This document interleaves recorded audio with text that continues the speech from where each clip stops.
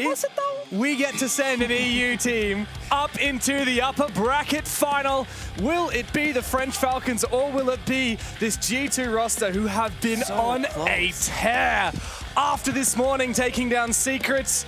Who will face FaZe in the upper final? We're about to find out. As you can see, both these teams basically locked in for Six Invitational, but the battle starts right here, right now. And it has been 2 years since they met at an S-tier LAN event. The last time was when G2 completely dashed any of this Falcon roster's hopes of making Six Invitational 24. Now Falcons look for revenge. And looking at G2's matchup earlier up against Secret, this match will feel like an unstoppable force up against an immovable object. G2 so lethal, so successful when it comes to the opening kills, and Falcons with the top 3 highest survival rate players of the entire tournament so far in Bride, League Effect, and Solotov. So it feels like, can G2 find those openings? Can they have as lethal of an attack as against Secret earlier today? That's going to make or break this BO3. They had some banter in the in-game chat, Doki, Shaiko getting lippy, and I heard them howling earlier when the match started. G2, I feel like when they got the energy, when they're hyped up, when they're feeling it, that's when they play their best Siege, and they are really hyped up to them. We saw it this morning, G2, such an impressive showing that they had against Team Secret, a big 3 mapper. But after the first map that they lost, it was a pretty straight up and down affair. It was a 7-2 Lair, 7-1 Cafe. So of the last 2 maps they've played, they've only lost 3 rounds. Pretty good. Is a hell of a lot of momentum going into Falcons. Oh, it is. 5 seconds to insertion. And you're gonna need that. Falcons, I feel like, had a bit of a question mark above their head going into this event. You know, they've had a little bit of an inconsistent performance in the last 2 months, and then, you know, are they gonna go far this major? It's gonna be like the BDS run where they go to every single grand final for the year, or they're gonna, you know, clock out early, are they gonna miss a tournament? I don't know. They're here, and they had a quick start, unlike the Brazilian teams, for example. Furia, where were they? Shepard Rebellion, where were they? Falcons and M80 and G2, and to a degree Secret. They've just been here the entire event, always looking good, That's right. And G2 have only been ramping up with every game they have played. Falcons now on the defensive side. This is the first time at the event that we've seen them play this map of Lair. Whereas G2, well, they played it this morning and destroyed Secret 7-2. Falcons, I mean, this is only the 5th map that they've played all tournament long. Exactly. Pretty clean cut. Can hide some stretch for later on because that's what the, you know, expected top 4 team should. Play the same maps as much as possible, keep some maps hidden for later on for, you know, stronger opponents. I mean, they've only played 4 games. Between that, they've only played 3 different maps. They have won every single map they've played so far, and they're looking good. Oh, what? As things kick off in the server, G2 trade 1 back. Users goes down. Shoddy on the attacking side from Lair in bathroom. Secondary packs a punch, confirms 1 to Users, the mute. But what we said earlier, at the desk as well, Solotov, all eyes on him. He's been a phenomenal individual player this tournament in every single category. And he is still very much alive. C4 in pocket as well. So Falcons, they have Plant Denial. They got their star players. In G2, they got the even numbers in the 4v4, but they also have the Monty. This feels like they would like to go for a Planet Tint, but looking at Tashanka, looking at that C4 from Solotov, the default plan should be impossible. C4, it hits the mark. And it does. Lair is going to have to go massive in this round. He's already found 2.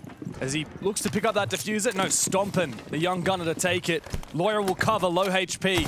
As Stompin starts to set down that diffuser. The full HP, Stompin should be able to confirm it, but no, he backs on off. Elsewhere, Leakafak finishing off Blaz, putting these 2 players from G2 in a very precarious position. I had to go for kills now. They know they can't plant. They've been caught, they've been figured out. Lair snaking his way in. His flash goes out, could make a push here. Good flash. I'll see Solotov for a brief moment. He's still snaking Very in. snaky. He's on a sliver of HP, by the way. Does he bait the perfect position from Bride. Good shot on the Solotov. Can't double it up. And the 3K comes to an end. Stompin. The American must 1v2. Bride and Leakafak. They're separated in this crossfire. He might be able to isolate. 2 flashbangs. And he lands the first. Bride on the other side. No more is it about the utility. He must stand tall with the LMG.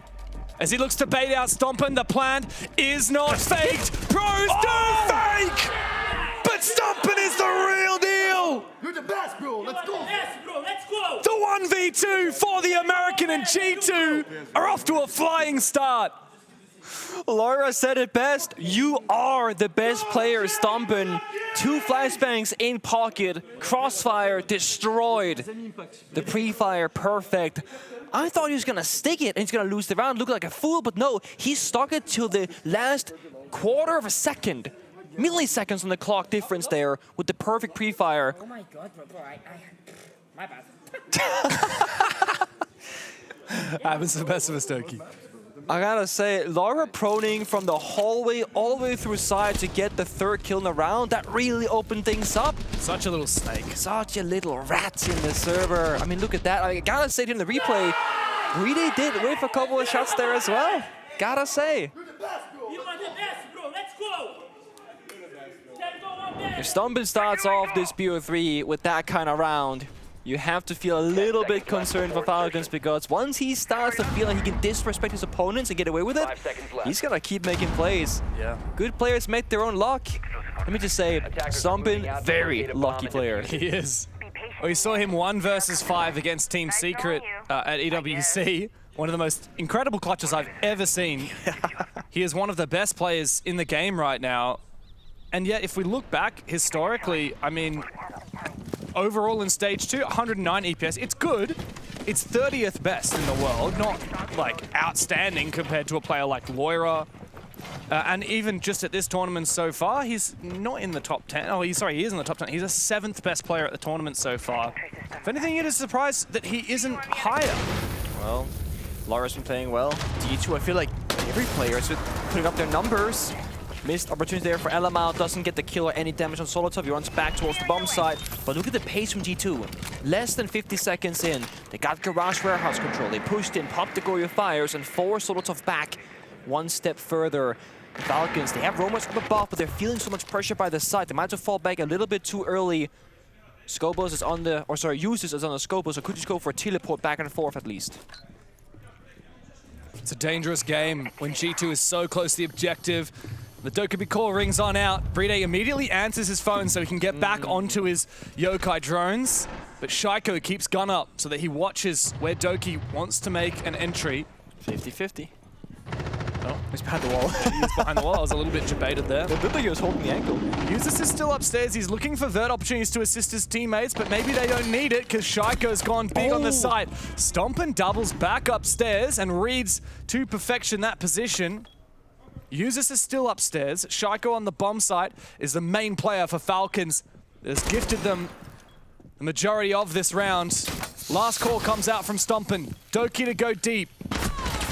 Usus needs to come back to site, otherwise it's all on Shaiko. And Stompen's making his way forward. Shaiko will fall. Usus still above. TP's back onto the bomb site. Risky. And Doki gets off the diffuser, immediately falls. Stompen again. Must clutch for G2. Has a spare drone and Doki plays the information game. Here's the 1v1 though. Surely not again. Surely not again. Usus will find the double kill. Usus will clutch the round. And Falcons have tied the score. That is a round of chaos. Almost no trades, just 1 versus 1 versus 1. There's kills happening up above, below on the bomb side. And then when it comes down to that 2v1 in favor of G2, it's a Scopus teleport back towards the side, confusion in the server. What's going on? Where is he?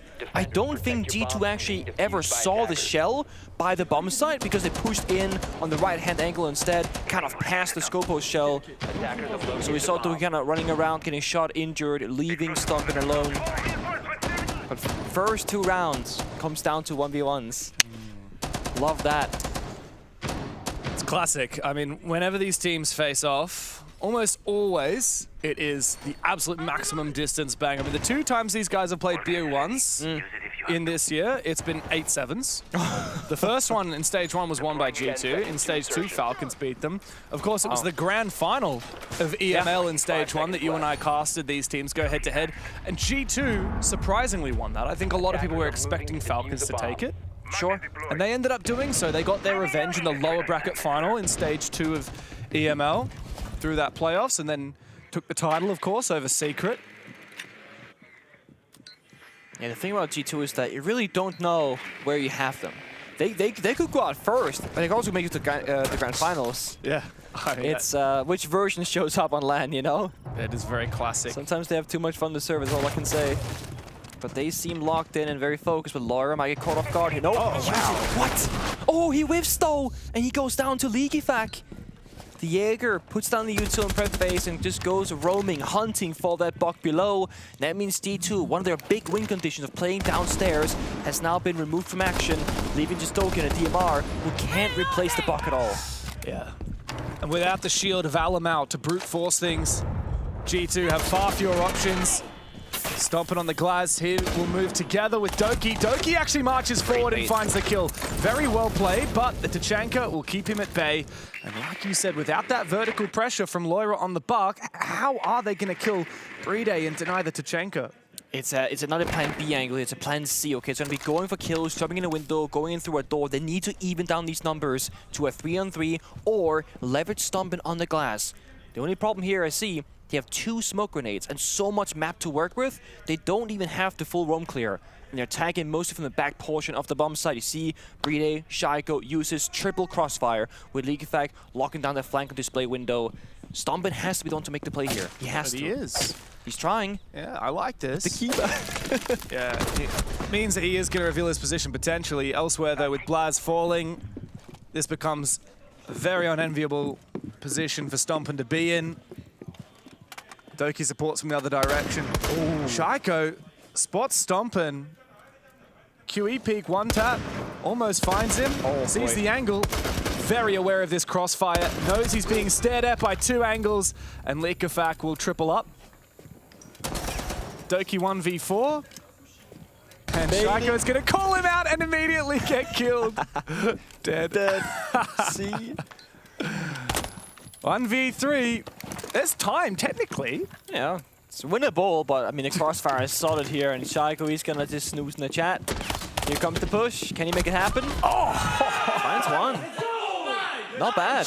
Very sharp from Doki. Finally. Now, call me crazy, James, but how do you feel about a Tachanka ban here from D2? I actually love that idea. It's been such a problem. Every single, well, on the basement not so much, but on these top floors, it's not even the default plan, it's the hallways. When Doki pushed forward and killed Solotov, fire comes out. They have to run away and respect it. I feel like it's gonna be a Tachanka ban. I love the idea. No, in fact, they're gonna Target ban counterban Shaiko, dude. Come on. Okay. You play around green and you leave if you can't, okay? Play Mira. Play Mira. Play whatever farty. Play whatever, okay? Oh, the whatever call out. I love that about Leakyfac's IGLing. He's such a, like, a you-go kind of IGL. He's a leader of this team, and he's got a strategic mind. But he will also trust his teammates and say, if you want to do that, go do that. Play whatever you feel like doing. Hey, he's got a lot of freedom to his players, and I think it shows in his own gameplay. I mean, he's a very free spirit. I mean, look at that last round. He's a roaming Jaeger on bottom floor looking for the buck. Sure, you can do it because he has passive utility, but that's just like Leakyfac's playstyle. He will put himself on the Jaeger instead of Omai to open himself up to make those kinds of in-the-moment plays. And almost every single time we see Falcons on LAN and you get like snippets of voice comms, it's always Leakyfac going, all right, this bomb site, let's get the mirror, the Jaeger, the this, and then +2. And then it's like those +2 is like free open operators, and Leakyfac knows they can trust, like you said, his players to pick the right operators, and the players knows, okay, well, C4 is good, maybe a camera, verticality, whatever. Yeah, it's about the role rather than the operator. Exactly. You might have a specific job in these bomb site strats, but you can do that with many different ops. And you are right about passive utility. I mean, you look at this lineup, and there are 3 players who are basically free once they put down their util and uses Shaiko and Solotov. They can play aggressively. If they die, it's just their explosives that have kind of been wasted. 2 Nitros, though, with the Solus and the Valkyrie could be nice. They try to call the Tachanka ban, was not on the money with Asami instead, and Dokubi, of course, from the side of Falcons. I think they'll be punished for that. I could see it. Obviously, tertiary bomb side, maybe basement, not as relevant, but when we get back to the top 4 side later on, for the final round and a half, or the second half, should I say, very well might happen. Stompin, Doki this time on the Monty actually pushing forward. Shaiko taking a bit of damage. He's playing that very impossible position by the bomb site here. You're under so much pressure from the exterior breaches, from possibility of grenades, counter fire. Like, it is not a fun place to be. Shaco suffering so much damage early on means 1 or 2 more bullets and he's going to be injured or dead. And once that happens, bomb site is quote-unquote open for the taking. It's nice being a 3 armor operator, but in that position, because you're taking a lot of damage as you don't actually have armor anymore, you have health. Sure, a 3 health operator, 125 health operator. There it is. But he doesn't have a great gun, and you know, Melusa doesn't have the ACOG like she has in the past. Ooh. Deploying nitro. That's a side player. Oh my god, the C4! That is a big nitro. Blaz Poor going Blaz. down. He hasn't found a kill yet this game. G2 are now going to have to execute without the Frenchman. Stompin looks to execute onto the bomb site. Exothermic. And that's one more way that Shaco is vulnerable. Still not sure about the plant though. Let's say Shaco dies, right? Oh, there it is. That's the injure. Confirm it. Maybe difficult. Walks on in.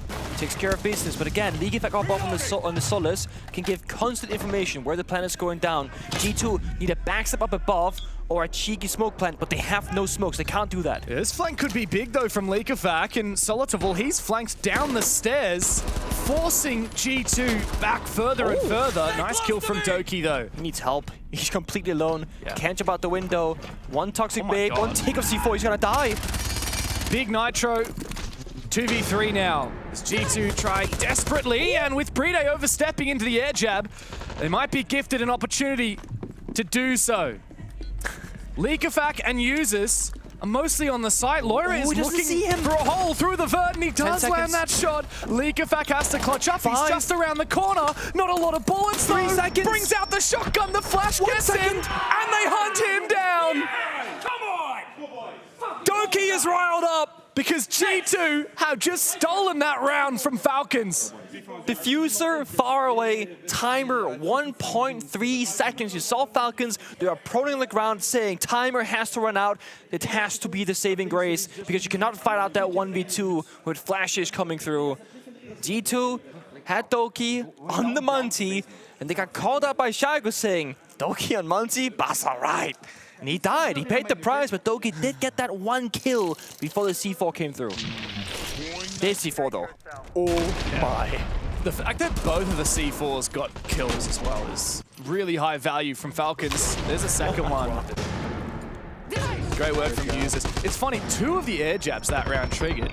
I feel like most of the time, people are not walking into air jabs because they're hearing them, they're knowing they're there. It's just slowing them down or preventing them from going through a doorway. But one of those actually got a kill for G2. I think right now, with how much chaos is happening in the server, it's so hard to be perfect in the minuscule details of the game. Hearing the air jab, hearing like barbed wire whistling if there's somebody moving through it, and you know, It's a loud environment. it's a very loud environment. And like, honestly, we've worked. This is our 2nd time on A stream, I want to say. Third. Third? We worked a Oh, full we day did, on it we and then did a half both day. actually, that's why, yeah. So 3rd day, it's been the loudest by far. Maybe it's because there's only 2 teams here, but that would kind of go against logic. Like, I can hear the players talk. Yeah, I right feel now. like I could hear G2 from my hotel. Exactly. I mean, it just feels like we're at the point now in the tournament where these games are just, they're so hyped up, they're so important, and teams know who's hot and who's cold. There's no weak teams here anymore. Certainly isn't. And no weak players on these rosters. Every one of them can step up, as Stompin has so far. He's on for a lurk with the nuke. Ooh. He's not even going to activate his I was gadget. gonna say. He's just waiting. Shaiko covers him off, walks straight into his waiting arms. It's a great start. I can hear the comms from here. Exactly. Both teams are getting very riled up, very excited. Doki will fall too. Ooh. Another Roma as Stompin brings out that Deagle. He wants to get up close and personal. hit him. Solotov takes a bit of damage. One more shot from that Deagle, and Solotov will go down. But Stompin thinks better of it and falls back. Worried about the flank right now. They know Ella. Solotov is still lurking around that area. Either Stompin needs backup for a 2v1, or they just need to hit the bomb side, but Stompin goes down. Back to even numbers. It should be confirmed, No, though. he is. Blaz not able to get to him before he falls back down that hatch. Well played from Solotov. Huge round. 3v3 is still winnable for G2. Liquefact's going all the way upstairs. This got lack of help there for Stumpin. I mean, he was in a good spot, had info on Solotov, and meanwhile, Lair outside, Elemal far away, Blaz almost scared to take the gunfight. I get it. Blaz is currently 0-4. If he was used like 4-0, he would have probably swung Solotov with the red ping and just said, you know, I'm gonna win that gunfight. But when you're a little bit far back on the mental right now, not really getting shots, can't take that risk. Liquefact, though, he's feeling good and takes down Elemal. Lightning fast reactions. And this is where we test out Blaz. And Lair, who's still hunting him. Liquefact's got the angle, got the shot. Okay. He takes matters into his own hands, and the team captain farms G2. He can do it all. He IGLs, he shot calls, he prepares all the analyticals and the strats to counterplay. He also entries, he flexes. It's also the second round he's had a big multi-kill that's essentially won the round for Falcons. He's too good. Like, also speaking to Liquefact, I generally think that he is the quote-unquote perfect player. Like, he literally fulfills every aspect of what you want in a good team, in a good player aspect. I cannot tell you a weakness of his. Maybe his weakness is that he's too passionate. Like, there was a time when on BDS he didn't make SI qualification, he considered retiring from Siege Pro Play. That was the last time that these two teams played at S-tier event on LAN. Was the stopped time them from qualifying. Yeah, G2 knocked out at the time BDS and stopped them from qualifying for SI. And so what, he told you that? No. It's in an interview that happened around the time. He was like, he was so devastated and so like shook. He was like, he honestly, from memory at least, I gotta maybe fish it up. He was like, he considered like retiring from the game because he thought it was over. And then you know what happens? They make every grand final not long after in the year. They just play out of their mind. I mean, Liquefact, as I said, quote-unquote perfect player. I think you could argue that maybe BDS needed that critical loss to make that roster reshuffle that ended up making this, you know, a world championship contending team. Bringing in Users and Solotov. Yeah, when you're stuck on just speaking French, you can only pick up French players. You do limit yourself quite a lot. It's a big change for them. Big risk, but massive in reward. They've done well for themselves. Still chasing that world championship title, our Falcons, by the way. Yeah. None of these players And it's in Paris. have ever raised a hammer, and yet in a couple of months' time we will go to Paris. Feels fitting to be your first, no?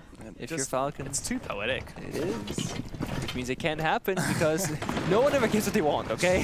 I don't know about that. We've had some poetry in Rainbow Six finals before. They gotta make the final of this, I'm telling you that much. That would be wonderful. They do. They would shake the stadium. The French fans cheering for them. Ooh. For now, though, they just continue to hold on. It's the last round of their defense, and Alamau is finally marching on forward with this blitz. G2 have been poising for a long time, but they're trying to bait out the Nitro cells. They've already done so with one. There are two more remaining. Second one goes out. Played from Alamau there. The spacing. One smoke C4, one smoke C4. Doesn't rush it, doesn't push it.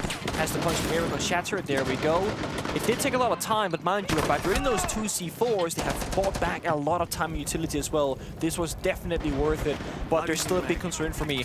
Deshanka is back on the board. Mirror windows and Goyo Fire. G2 cannot opt for a default plant attempt this round either. They have to be explosive and precise and try and go for kills. So the fact that it's a 5v5 is great for them because now they can attack from many different angles. Elemal rotates to the back portion as well. They recognize they have to hit every angle at the same time. In he goes. Lair getting very aggressive on the verge of R6 stream. He brings out the pistol back onto the shotgun. It's a complete flip from G2. Instead of going for the main mask room, they flipped a switch, went for the other side, and now Liquefact has fallen. Users will follow. Blaz is on the board, and G2 are back fighting again. The secret weapon, Blast. He was 0-4, 1-5, and now clutches up on the entry, gets 3 quick kills, and there was a good flip from G2. They said, you know what, let's just take Ops room nice and slow and make it seem like we really care about this ground. Instant flip to the back portion. In goes Lair with shotgun, and Blitz Alamau follows through shortly after. Everyone played their role and their position perfectly in that one, and you can see how Falcons are caught by surprise. Did he just... Who said that? Is that Solotov? It was Solotov or Shaiko maybe, I don't know. Oh, it's Solotov. Not happy with Laura's Ying shotgun, huh? I will say, Ying shotgun, very much now mainstream on that bomb site, but You know usually from the who- bathroom side. It is, yeah. Do you know who actually originally was the creator of the Ying shotgun? Was hungry. No, you gotta go further back. APAC. Was it Aces? APAC. I don't recall Aces the and Mag exact did player. that. I don't recall the exact player. I gotta say it. That's Remember too Aces long do ago. that on Fnatic? So on Bank, they would play Ying on open area and drop down the hatches with Ying shotgun, and people were memeing them. And then a year, And then two it or three worked. later, and now everyone is just doing it, and it's meta and all these things. But I do think in current iteration, Lair might be one of the best Ying shotgun players that I see, in Tier 1 at least.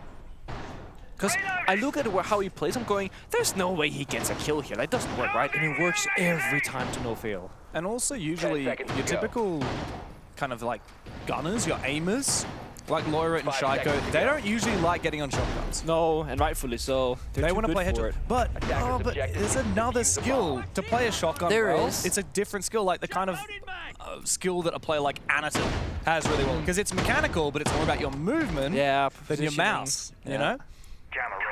I do think a shotgun is wasted in the hands of Shaiko, for example. You know, like Shaiko doesn't play Ying and Monty and Glass and all these. I think funky Shaiko things. would be terrible with a shotgun. I don't think it's wasted on him.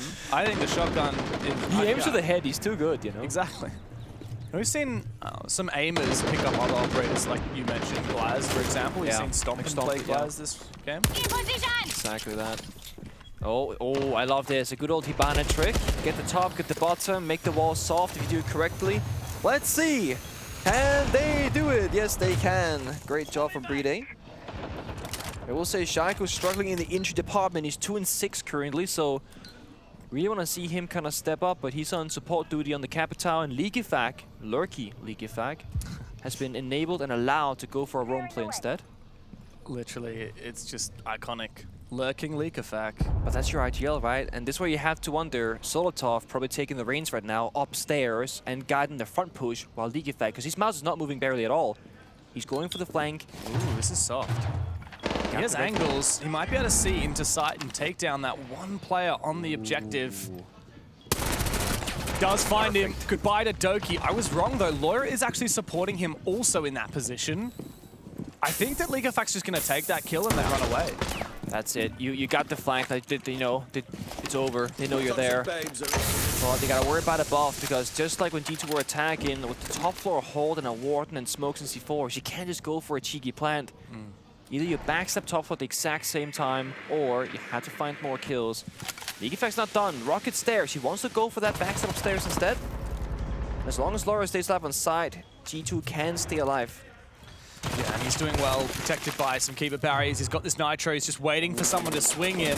This is pretty much a guaranteed kill if anyone's near that doorway, but no, they are further back. He reads to perfection the flank, but doesn't land the shots. Meanwhile, he has more support on the bomb site. Stompin dropping down that hatch. He needs to take this fight, but he's worried about the crossfire, and he will fall to the breach. Falcons, a two-man advantage. Now Stumpin stuck below as well. Blast and Amal gotta make a play somewhere, because Stumpin shouldn't be allowed to get more than one kill in that position. And then down in numbers. Smart from Leakyfag, peels back away though. Yeah, so well read from Leakyfag. He's got good ears, but Blaz pops the fire extinguisher and uses that to move back towards the site. Stompin is near the objective, and after taking down the player outside the breach, he has a safe spot to hold on side. Leakyfag and Brede together make this possible. Alamau, he has to clutch up, and he finds the first one. Leakyfag's low, but Brede's forcing that plant down in the 1v2. Leakyfag locks it in. Falcons again take the lead. Such a hard round to play out for G2, because they don't know where Leakyfag is at any point in that round. But I do have to say, the verticality was kind of neglected. G2, Stumpin, for example, dropped down the hatch to support Laura, fair enough, but then Laura dies right after. Now Stumpin is stuck. Elamau had the vert, walks down the staircase to then help Stumpin, but now Elamau is stuck. It felt like they kept replacing positions to help a particular player when the verticality up above could have done it from the very beginning. But credit to Leakyfag, credit to Brede here for the push as well, going on the offense. Brede known as a clutch king, support master, hard breacher, but when he needs to become the entry, he becomes the entry. That's the magic of Falcons. Every one of these players can step it up, an entry, and take fights when they need to. There are no dead weights in the server today. Even Blaz, who's had a very rough start, has had a few impact rounds now. Yeah. He's found his way back onto the scoreboard. G2, a little bit rough on that first defense. I think you said it perfectly. Once Falcons read that G2 had been baited away from holding the vert, it was free. Yeah, they just walk in the door. Time to walk in that door. Which normally is impossible because they're all above watching you, right? Often teams will sacrifice site control just to hold on to 2 or 3 players above, especially if you're running like a Sens or a Warden or maybe someone with a C4 or Impacts for that matter, all of which can kill any player planting in any of the quote-unquote safe plant spots. Yeah, safe plant spots. There's no such thing as a safe, no such thing as safe planting on that bomb site. Oh, there really isn't. It is hell in a cell. The only thing right now that worries me for Falcons, and I know they're leading 4-3, is just like, we're still missing Shaiko in the server. He is to and said, we gotta talk about it. He was on the demos for a little bit, and the call was changed. Let's go off the verticality. Yeah. And I think this is just Falcons saying, let's play together from one front and push together, instead of sending in, for example, Shaiko solo downstairs with a drone, while 4 players go above. Because now you're isolated. And G2, they like the aggression. They want to hunt down those kinds of players. So I like this stylistic choice from Falcons, understanding the possibility of the weaknesses, and just saying, this could have been a great strat, but it's simply too risky. And hey, look, if Falcons can be winning on G2's map pick this deep into the game, with Shaiko going 2-7, that bodes very well if you're a Falcons fan. And he'll come online, just a matter of when. That's really the thing. Shaiko always comes online. One of the most consistent players in the game. He is not a hot and cold type of guy.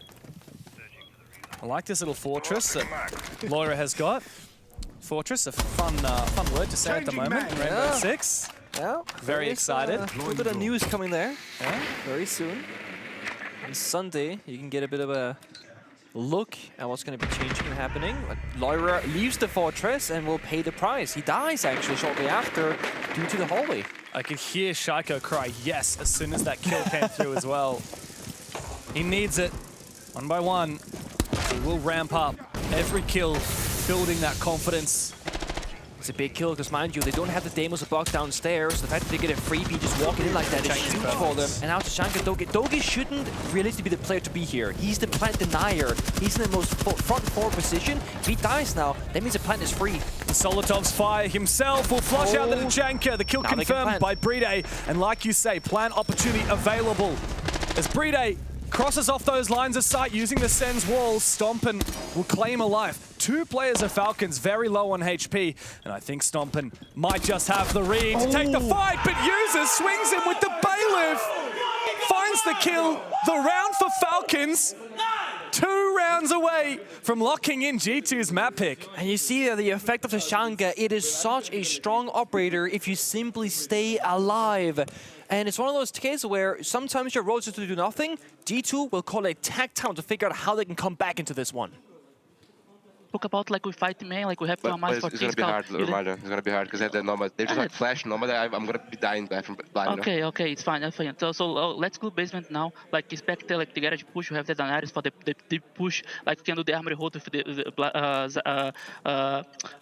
blasted Tachanka. Use the clash now. Maybe they're gonna play the clash because they're gonna start to use the clash now. So like be aware of this. Okay, I think we'll do like basement now. Then we can go for bunks. Maybe Furia. So like we are more compact. They can take the CC, and then like if you see, like you can also do the delivery and do the 2 guys hiding there. Okay, like maybe it's the time now. Okay, guys. Okay. Let's go. Guys, come on, guys. Let's talk their winkles. Okay, guys. Talk their winkles, bro. Let's go, guys. No. Wow. Yeah. I never would have expected when you import a Brazilian coach to an English-speaking roster. Even though you gradually do put more Brazilian players on the roster, Alamau and Lair, never would I have imagined Romario taking the tactical timeouts, mostly in Portuguese. Where only 2 players on that team know what's going on. It's a bit of mix-up. A little bit of Portuguese, a little bit of English. I mean, does that mean that he's just talking to Alamau directly? He was speaking English, but I think if you're not used to listening to it, it can be hard to gauge at first because the accent is there, of course. There was some Portuguese in there. There was some Portuguese in the beginning, there was. At least it sounded like to me as well. I was very surprised at just how specific it was. It seemed much more like a strategical timeout, obviously, than anything else. And it was very just like this upcoming basement bomb side. I was thinking a bit more you know, top-down overview, big stuff like, oh, be mindful of this play style, whatever. It was Adamar saying they're gonna play Nomad and Flash Me, I'm gonna die. So, okay, we play the Nari, it's fine, whatever. Bit of a counter strat. But not a lot of, what should you say, mental, emotion, kind of. No, you know. It's not macro, it was extremely micro. It was all in the nitty-gritty details of how they're gonna hold this with the Clash. And, oh, look, you look at this lineup. Clash, Tachanka, Goyo, even the Denari. Like, this is just creating time delay. So It is. if it comes down to the late round with a lot of those players still alive, a lot of that util still alive, Falcons will really struggle to make an entry. I'm kind of curious on the Brava pick, actually, if that's just going to be for, in case they, you know, didn't see a specific defender and they want to try and hack it. Like, that looked like a Fenrir look, for example, you know, top of the door. Could be they didn't know going in. Yeah. But one nice little additive about having the Brava pick is that it actually helps with the info that is otherwise very much lacking. There's only one normal drone left 1 minute into the game. Okay. I'm gonna trust that but it seems crazy. See, it says 0 for all the players. I know, but they can be pre-placed on the ground, right? This is in pocket. So I'm not sure. It might be. It just seems crazy to me that with G2 barely roaming, they've killed that many drones. But regardless, Brava might not have the most effect in this one, so it means Chalet has to do some killing in the server instead. I am curious of Falcons what the approach is gonna be, because G2 are not gonna give you a fight. You said before, the Clash, you know, the Nari, the plant denial. It's not about fighting. It's not about fighting for G2 at all. Falcons, they have to force a bad gunfight or rely on G2 to make a mistake somewhere along the way. And, I mean, they have some verticality, they have a ram, but they're not really all that much above. It's a half take. They're taking Garage Warehouse and the vert area right above it. They're not gonna get the hatch, it's not gonna get the total of the vert. Might just be walking in that blocker door for Shaiko and try and get something done. Yeah.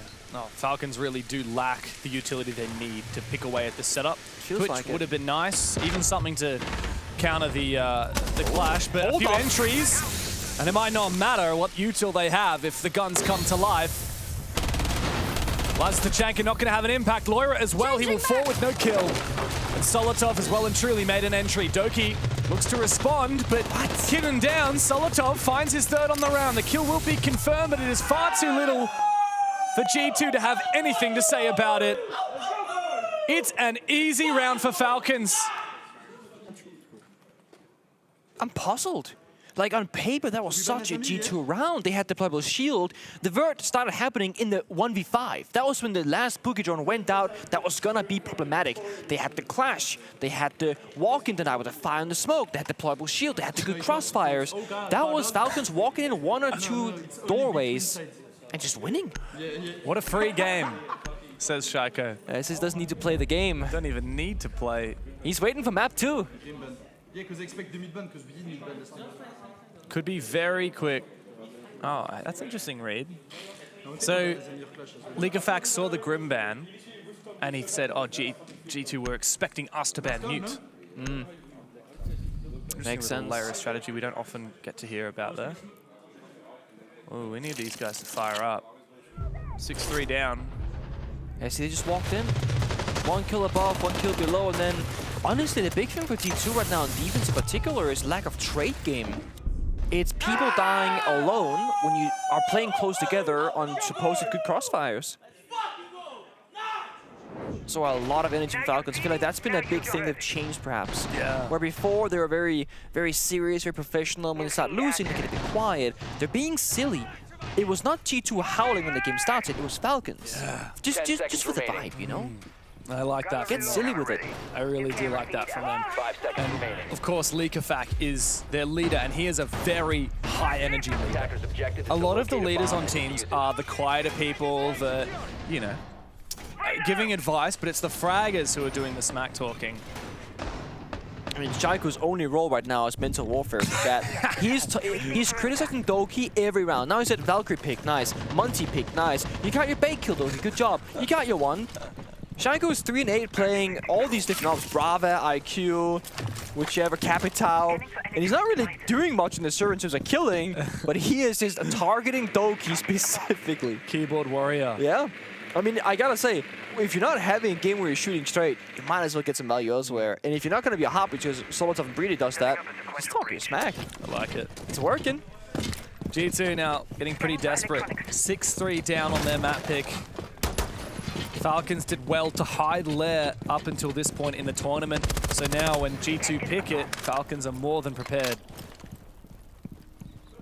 And just the change up in playstyle from G2 is so clear as well. Yeah. G2 clearly play at their best when they are hyper aggressive. Yeah, and they're giving so much. I mean, look at this. They're giving half the map completely for free again. Last round basement, they gave the entire map for free as well. They're not fighting Falcons early and falling back in layers. They're just saying, we're going to hard hold these 2 spots in the map, and Falcons will come to us and we'll see what happens.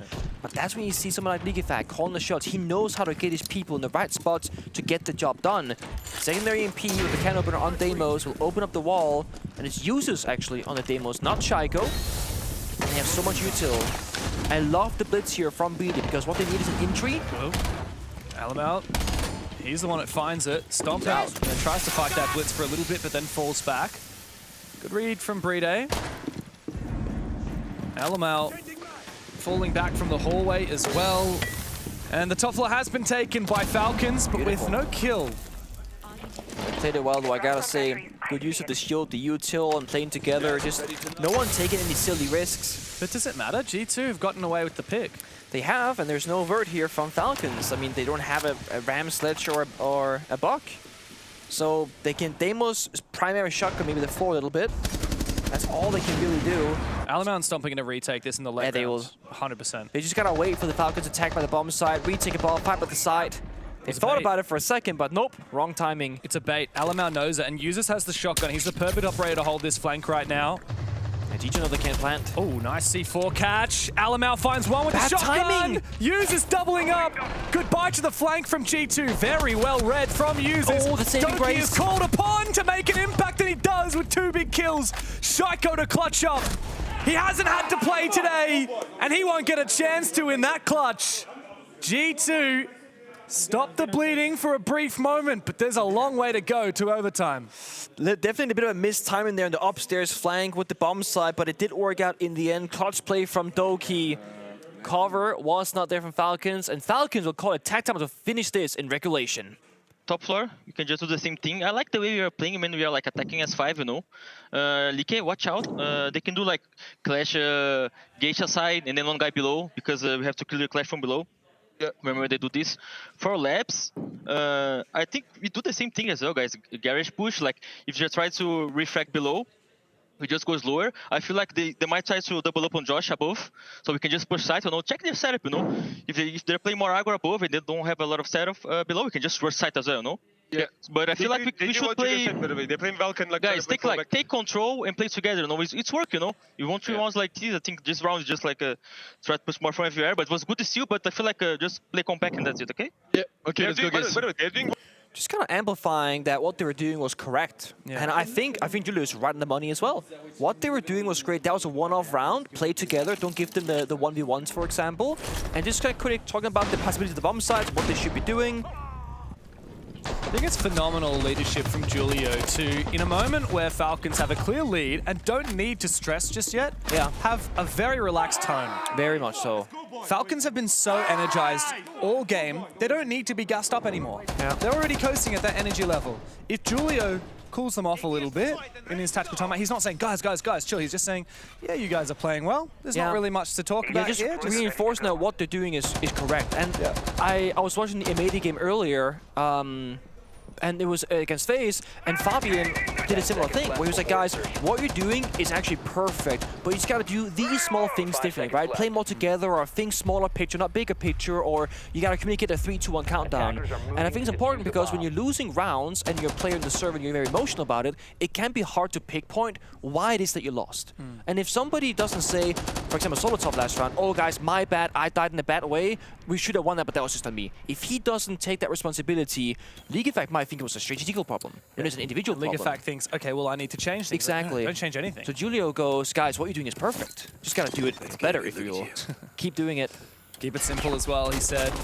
Just gotta take some control, and then once we do that, we just play together. It's really that simple for Falcons. And and I have a few this. chances. Like the fighting early from G2, the baiting position with Laura inside the stall. We mentioned last round how G2 been having to sacrifice map control and not finding Falcons or meeting them early in the round. This might change. Again, they find one player, but Laura is completely hidden. And if Elmar plays this perfectly, this could literally make or break the round because Shaiko and Solotov, 2 attackers, are looking for him. He's really got to sell this though, doesn't Yes, he? he does have to. It's a delicious candy bar for the taking, but I feel like the read is good from Falcons. They recognize we can't take this without the Blitz, and Blitz is nowhere nearby, so Yeah, they're going to ignore him completely. they're not even holding him stuck. Animal could literally walk out of the spot, but he's sticking around for now. Meanwhile, Juice is on the staircase, is gonna struggle with the element in the barbed wire and out the gas as well. Blaz at the top of the stairs. Trying to hold him off. Oh, Here we go from hello. Leaky. He Leaky snuck back in. into sight. I don't know how he managed to achieve that. He's traded back. This is another bomb site that we see very often, but G2 are very happy to take us there. Solotov and Shaiko now in this 2 versus 4. Spotted on the camera. Shaiko has to march forward. It's into a crossfire though. So the nade tries to bait out the position. Blaz does not have to do anything. Good shot onto Loira, trading back. Shaiko has it all to do in this 1v3. No one gifting him an opportunity to clutch. And they can give him a side. They know he can't plant. Too many open angles, too many potential crossfires, and he can start baiting it, and G2 will close the net. There it is, 3-2-1 together. Stumpin finds the final kill. And I really think the thing that saved G2 in that round is how quickly they reacted when League Effect found that first pick. Everyone turned their guns towards him, said, okay, we gotta take down League Effect, then we can look back towards the front pushes. And it's beautiful the way that even though Falcons took their tactical timeout, which we got to listen to, G2 capitalized on the opportunity to talk to their own coach as well. Now, we didn't hear it, but it's no coincidence that tactical timeout is followed by the least picked bomb site on the map. I was gonna say, they cooked that one up, yeah. Yeah, I've never seen that exact strat before. Never. No, we don't see this site almost ever. That's completely correct. I'm not sure if I've ever casted that site before, genuinely. That actually is possible. You might not have, yeah. It's such a rarity, especially this level of play. And so it gave Falcons more to think about. You know, they were already expecting it to be, I'm guessing the top floor is what they probably would have expected. Yeah, probably. And a lot of their conversation was relevant to the top floor of the basement. And yet suddenly once they drone and find where the bomb site is, that has to change completely. I feel like, just like a theory, I feel like too much is happening last round with Falcons because, remember, attack timeout, Julia was like, guys, let's play 5 men together, I like that. What happened was actually League Effect solo roaming and finding the gap, which worked. It was like one of the only things that actually worked out for them. But when you have your primary RGL being on the lurking role, you don't call the front take. Now, when you see Alamar stuck in lockers, and you got a blitz, and you got, you know, grenades and whatnot, in my mind, I'm like, let's take down Alamar. Let's play 5v4, right? But League Effect had a different angle, and I think that kind of forced the push to be that bomb set explosiveness, and not going for the freebin Alamar instead. And that's the thing. When you're in the server, you gotta make a split-second decision. You cannot waste this time and say, guys, I know we said we gotta play together, but I have a gap. Let's play the gap.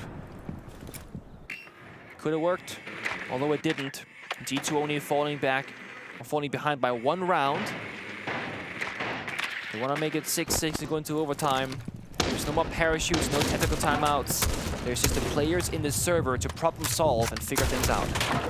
G2 have a very good setup with the Goyo, Smoke, Tachanka combo. We talked about it before, especially with that clash. Very difficult to clear, very difficult to get in. It wastes a lot of time. Falcons have to make sure that they're pretty quick and prompt in this mid-round. Yeah. Otherwise, it'll come to the end, and they'll be choking on smoke, they'll be burning in the fire. I will say, though, Falcons have been really good at just making something out of nothing. Like, it looks like a G2 round. They got the planted out, they got the crossfires. All of a sudden, Falcons 1, 2, 3 quick kills.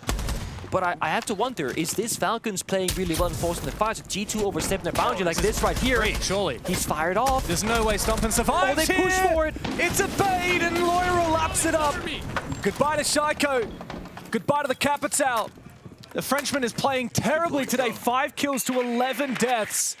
And G2 have a very solid chance of pushing us to overtime. I gotta say for Shaiko, though, I think that was a great play. G2 have been pretty passive in the early stage, and I think in his mind, that's a freebie. Fired off, they're not gonna come and help him. They're gonna think Stumpin can live, but Loira does make that hero play happen. Now both players of G2 and Stumpin and Loira are kind of half on the health bars, but that's all right. The only kind of worry for G2 is they're gonna be that buck downstairs, which gets a kill onto Loira. Good fire. Does lock out Solotov for a brief moment.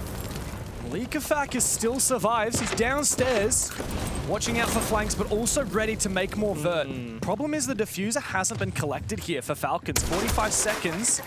You're gonna need someone to rotate to go pick it up, or to sprint through the site. Yeah, again, they can't plant default with the Tashangi and Clash up alive. See, the Buck below has to get the job done, or they gotta go again, go for kill. Oh, He's dead. Tachanka They can is plant gone. again. Solotov has just But gifted no case. Falcons an opportunity here. No case.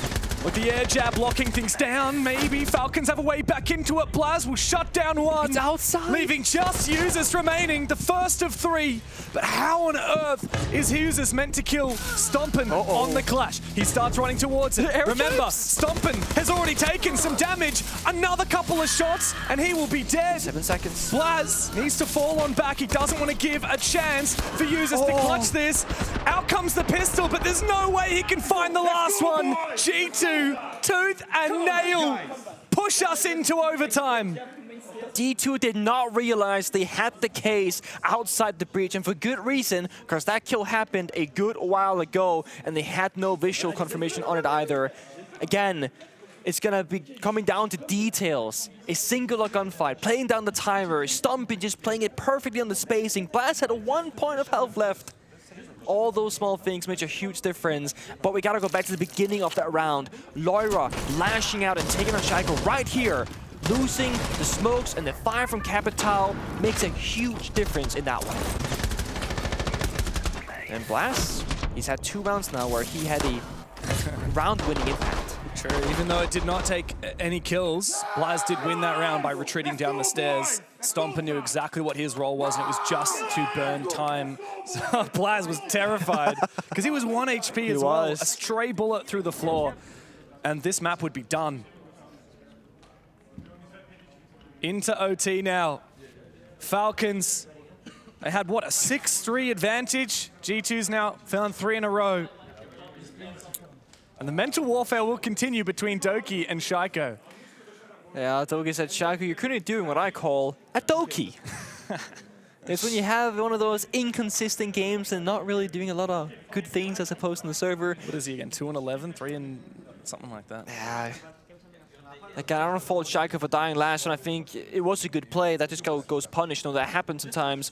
I am curious now in OT if G2 will either speed up their pace and be a little bit more aggressive, more convincing, or if they're going to slow down even further and just be like, okay, now in OT, Falcons will be a bit slow to the punch. Because we haven't seen Falcons' like what I would call S-tier playstyle, where we're going to see here, for example, Shaiko on the demos, Breely on the shield, and they can do verticality pushing while also pushing up above. It's felt a bit like either Falcons are pushing from below and pausing upstairs, or they're pushing upstairs and just kind of forgetting about below. In that last round, it was Capital Shaiko going aggressive early alone, he dies. 10 seconds later, now Buck is downstairs, but because Shaiko died, they don't have upstream control, so they're not cutting off the bomb site at all. Yeah, I think that's one of the weaknesses of Falcons trying to play so together, is sometimes they end up not covering as much grounds. Yeah, think of G2's attacks, right? Laura's just trying to jump in the window with Ying Shotgun. You got Stompin going for a back push. They trust them to be individual. Yeah. And be much more split up. So I like this. Breely did go from the blitz onto Capital, but again, we do see the Ying, we do see the Demos come into play. This is Falcons with a lineup that can say, we're gonna take control, we're gonna force the kills. And when you got operators like Mira, like Tubrau, like Clash that are gonna depend on utility and playing in certain positions, a Ying or a Demos that can give you a really, unfair advantage can make or break those gunfights. Yeah, especially when the Clash is on the other side. Dangerous. Good pre-fire from Lair, even though it doesn't find anything. Really, you could feel how threatened Leakafak was. So in OT, they get the mirror window on the breach, a C4 denial, and the freeze from Tubrau. This is G2 slowing things down and making Falcons work for it. And they've been playing Ace almost every single round, sometimes even Hibana. And now they just got the Thermite, which can't really be utilized on the main breach. So I do wonder for Falcons, it's time for plan B, maybe go for the back take instead.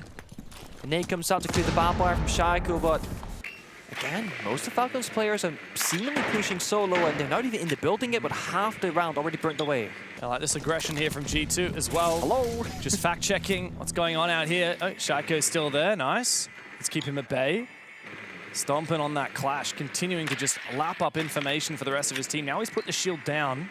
Target located. They could fall back and reinforce the wall as well. They got spare Rio. No Tachanka this round. Yeah. But there's still time. I feel like Emma wants to like min-max a little bit longer, if anything.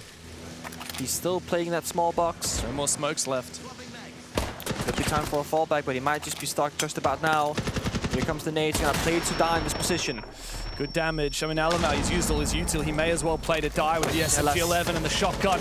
Here comes Usus. Shotgun of his own at the ready, but Alamau falls regardless before Usus even makes his move. Now Falcons reset and slow down. They don't know about Laura though. They only saw Alamau. 2 rounds targeted though. Here comes the freeze. Zoto deployed. He's frozen himself. Oh, Candela primed at the ready from Usus. It exposes his elbow for a brief moment, and Bride threads the needle. Goodbye to Loira. A gap now to be found by Falcons, and Shaiko steps up at the last moment when he's needed. He will come to the party, but Stompin', after dodging those bullets, does find his kill. 2v2 Blaz again on a sliver, but the American goes big again for G2. 3 kills on the round, and Shaiko has to clutch up, but Blaz has got his number. It's 4 in a row for G2, and map point in their hands. If it's Stompin' and Doki on the entry, then it's Stompin' and Blast with 1 HP, 2v1 to get the job done twice here on Lair. Mixture of running away, picking your gunfights, and just being patient in the server. I don't know how they get that round victory. G2 lose 2 players in the small box, unable to fight back, and they get annihilated by Falcons. But Falcons are pushing the back and the front at the same time. And while the front failed, the back hold did succeed. Stompin' here, sprints past the doorway, picks up a huge kill right here, while Deimos tracked, mind you. Stompin' has been saving G2 in so many small moments with Blast. These two have clutched up again. It's been a long day for these guys. Yeah, they played earlier. They did. It was a tough map. Doki's not tired, though. He's fired up. A little bit of a middle of the day siesta. Back into the fiesta. That's it. And we know, Falcons G2, that's always going to be a long series. I mean, G2 had a long one earlier against Team Secret. Well, the second and third maps were pretty short, but it was still a 3-mapper. And yet G2, they're not slowing down. They're still standing up. They're still very much energized. Stompin' has hit 11 kills. Laira's popping off as well. It's very even, actually, across the board. I mean, Usus, Likafak, and Solotov all have 12 or 13 kills. Yeah, but then you got 6 and 6 in Shaco Bride, right? For G2, it's 8 that's the bottom and 12 that's the top. Yeah. And Blast has literally won 2 rounds individually despite the 8 kills. Yeah. Playing time, for example. There's no question. Like, Shaiko is the least valuable player in the server right now. It's very rare that we would say that. And this has been, I think, one of the only big critique that you can give Shaco, right? He's a great, phenomenal mechanical player. Gets kills, gets intros, etc. What happens when he doesn't get the intro kills? Well, he's not going to be your insane flex player, shield player. He's not going to be your IGL. Right now, in this game, he's playing Brava, IQ, Capital, kind of just dying first most rounds. Now on defense, he's playing the Bandit. He's not going to win Support of the Year award or Favorite Teammate of the Year award. Well, he seems fun to play with these days, now that he speaks English. But yeah. But you're right, like, I feel like when you have Likafak or Bride, for example, or even Stompin' playing all these flex operators, they will find value not in kills, but elsewhere. Yeah. Oh. Likafak sees the blitz for a brief moment. Here comes the exothermic from Stompin', so a retreat is going to be needed from Shaiko and from Likafak, so they fall back further and further, deeper into that bomb site. Let's see if they read this, though. The Bandit trick could actually just deny G2 away into the bomb site. The exterior wall still closed. And the interior hallway wall is also currently closed up. Laura's been in this bathroom window before, so it should be expected from Falcons that he's going to try and go for it again once that Candela comes in. Maybe they bait it. You know, he will try and bait the bathroom, but they push up the staircase instead because I see a blitz and a twitch outside, just waiting for the call to happen. Yeah, you're right. They're definitely going to go up that staircase. Here they come. They keep toying with Falcons. They keep changing their attacks. They keep manipulating them. Shaiko sees Alamau. Nitro Cell doesn't find him. Well baited from G2. They have the ground that they want. Exactly. Like, you might think, oh, what now? Well, they're in the hallway. That means now they can work the hall, breach the wall perhaps, but the issue is again, that bandit trick, Shaiko, is going to deny them. Then final grenade spent by Blast, they have to go below now. But they haven't cleared downstairs to the roamer, so it's time for plan B. It has to be Lair now on the Ying to open things up. Maybe a Twitch drone. It doesn't find the right bandit batteries though. They need the interior wall, not the exterior, because Stumpin is inside the building. True, there's not going to be any time to rotate and get that breach open. It's going to have to be brute force straight into the site, and the Tachanka will be waiting for them, as will Solotov. Shaiko in the middle of the bomb site, dances around for one, looks for a little bit more, and finds it! Goodbye, Doki! Blaz has to step up, him and Alamau find one apiece, but Alamau will surely fall. 1v3 for G2, and Falcons finally get around back on the board. And unironically, Shaiko on the Bandit saved the round for Falcons. G2 could not go for plan A or plan B, falls into a bad doorway and a bad push. No grenades to destroy the bandit batteries, nobody downstairs with the verticality, and Timer also working against D2. All it took was us to flame Shaiko a little bit for not having value aside from the kills, and then he has value aside from the kills and gets 2 kills. It has been a lot of rounds coming down to these small details, and a bandit in overtime is certainly one of them. G2's not had to deal with that at all so far in this series. Should have banned the Tachanka, G2. I'm starting to think that Summit ban was a bit of a troll, but that's just my feeling, you know. I'm not in the server, but the fire has stopped them from wanting to do their plant strats so many times at this point. Final round of Lair today, Nick. Yeah. Falcons and G2 always give us a good show.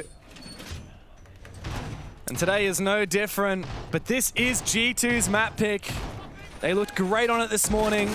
They've won it twice already at the tournament. This is Falcons' first time taken to it. The fact that Falcons have pushed it this deep, the fact they had a 6-3 lead, it speaks volumes about how good they are. The only undefeated team still at this event. They haven't even dropped a map. Will that be broken here by G2? I like this setup from G2 a lot more than last time. It's much more top-heavy, right? They have the Solus, which means they can find the plant spot. They also have Valkyrie for backup. Before, it was very much like we don't have a lot of information by the bomb site, so we had to drop the hatches and worry about the site itself. They can now evacuate below, almost like playing Border Ventilation Workshop. You care about what's above the bomb site to watch the bomb site. This means Falcons are forced into a bigger roam clear, or they have to risk just going for a desperate plant attempt, and that's a 50-50, especially with the Solus. And to make things even better here for G2, there is no Dokkaebi counter for those Valcams for a bit of distraction. So there's not going to be a ton of chaos in the server, and that's going to favor G2, because if they have information and they have control over the bomb site, they're going to thrive. It's a very awkward breach. That too. Those damn mirror windows, man. Yeah. First step, of course, for Falcons tends to be putting some pressure on that site player and then exposing him as much as possible. Yeah. Hopefully eventually taking him down, but G2, they still have a lot of map control. Look at these roamers on the ground floor in addition to the roamers upstairs. And this is pretty new for them. We see them usually give space to Falcons, but at OT, they're much more fighting for it. I mean, look at Lair. He's overstaying his welcome, killing 3-4 drones in the process, and watching every single angle known to man. And Falcons are respecting it too much, I would say. I mean, they're not pushing forward because they're like, oh, Laira's there, guys. Laira's there. I mean, halfway through the round, and only finally do we have more than one player in the building for Falcons. That's a very small breach as well. Look at that. Just 4x Kairos, no way in, just a bit of pressure. And Laira's back on site, actually. Somehow he is, and he's fragging like crazy. Good night to Shaiko. He sits down for the rest of this round and the rest of the map.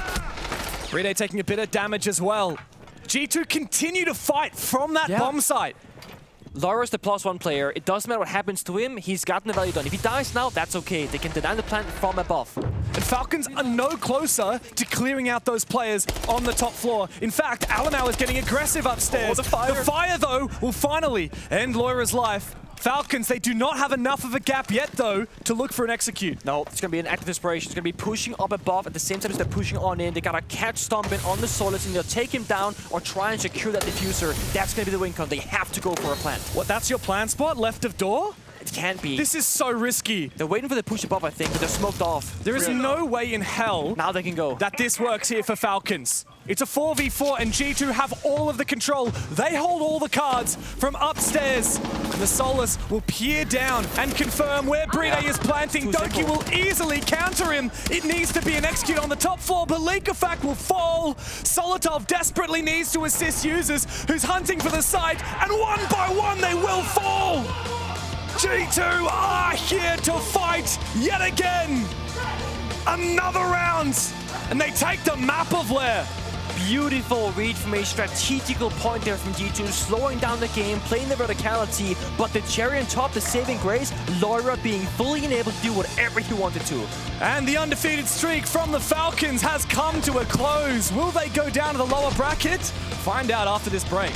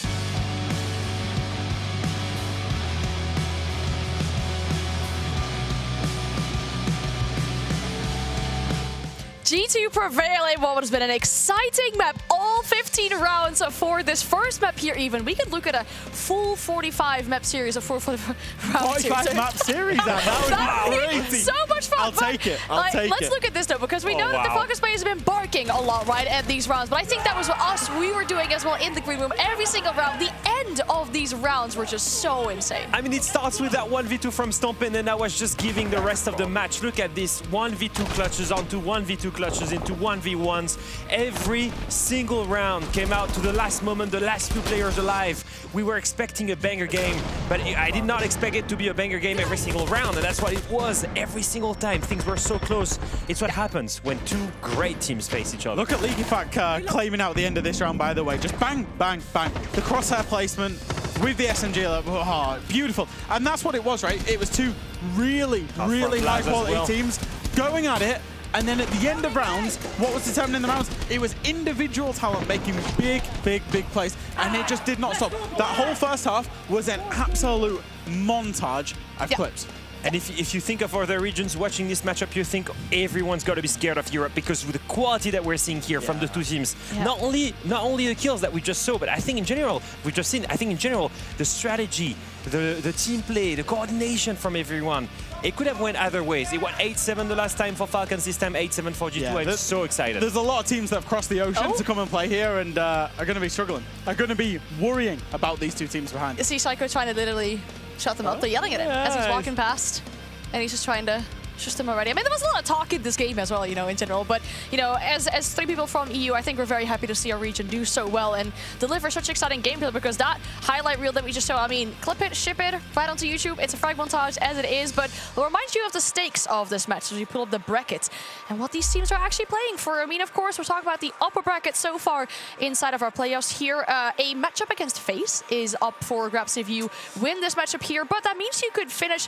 third guaranteed, and by winning that game, you double your prize pool at least. Yeah, I think that is very interesting in the sense that we've seen FaZe, and I will still say this, being a little bit weaker than usual, being weaker than Boston. I think with the quality that we're seeing from G2 and Falcons right now, heading into the matchup against FaZe, I would blatantly say that I would think they were the favorites, which would maybe guarantee a way into a top 2, into a grand final of the Major. Yes, heated arguments, heated talks, I think. They were not expecting to lose that match, and I will be honest, although we're praying everyone for the level, Falcons was in the lead and in fact was probably the better team in the last map. Should have taken that map if it wasn't for a few clutches. There's a lot of pressure on it as well. I think that it ultimately comes down to it, like you say, is to get into the upper bracket final. It's actually a real good shot at the grand final, like you say, with how FaZe are playing. They're not quite at that 10 out of 10 Boston FaZe that we saw earlier on in the year.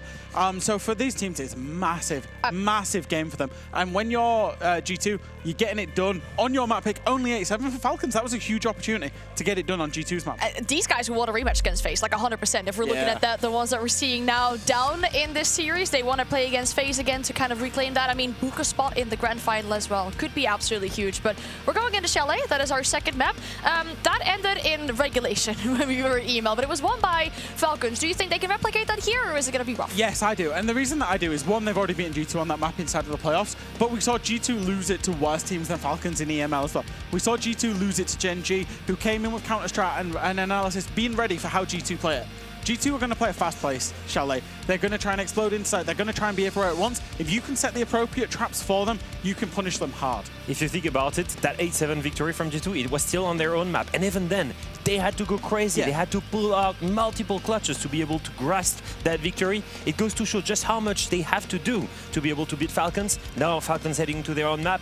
I think we can be in for a banger of a game that goes all the way to a 3-map series. Okay. I mean, it sounds convincing. I'm buying it for sure. Let's see if Falcons can pull it off though as well. Send it back to our casters. Thank you very much, Anne, and everybody in the studio. Are we buying that Falcons can make a comeback here, Nick? Yes, we are. They arguably shoulda, coulda, woulda won Lair, but they didn't. Yeah, but that's how it always happens between Falcons and G2. There's a whole lot of woulda, shoulda, coulda, but an 8-7 that's edged out in favor of G2 sets them up for a 2-0. They have already broken Falcons' undefeated streak here in Munich. Can they get it done on Chalet? I don't know, man. Falcons, as Jack said, they are good at Chalet. Yeah. I think that if G2 win this, it's much more likely to be when we go to a third map. I think it really comes down to if G2 is going to play the Lair playstyle on Chalet or not. I feel like they're a little bit too passive sometimes. So the G2 that we saw earlier against Secret and the G2 that we know enough of their peak. If they go to Chalet is like aggressive, in your face, kind of like Laira on that last round of Lair, I have G2 taking this. But if they get too passive and give Falcons too much space, I don't see that happening. Well, G2 have lost Chalet the last 3 times that they have played it. Whereas the last times that Falcons won it, it was actually against G2 in the EML. They should be set up as the favored team here on their map pick, but you never know what happens once G2 start building that momentum, once they start firing. They've played 4 maps of Siege today, heading into a 5th as they go to their 8th different map that they have played at the Munich Major. After Chalet, they will have played 8 out of the 9 maps in the pool. What are they missing? Skyscraper? That's a great question. Let me just do a little... I haven't seen They that played many. Bank, Lair, Cafe, Border, Consulate, Labs, and Skyscraper. Oh, so... And Chalet, so... Missing Border? Did you No, Border? they played Border. I honestly, I'm blanked out now. At this Bank, point. Lair, Cafe, Border, Clubhouse? Consulate, Clubhouse. Wow, can you believe it? Clubhouse, only map they haven't played. That's surprising to me, actually. Well, G2 historically don't love that map. I know, but I also know for a fact that they're always cooking it. Every time you see that events and they say they don't play, they say, oh, but we could play it. You know, Well, we it could was play their it. first ban in the veto today, and it is their least favorite map statistically in the pool. It's a grand finals map. That's what it is. It's a BO5 grand finals map. And as the guys in the studio said, there is a very reasonable chance that one or both of these teams may end up in that grand final.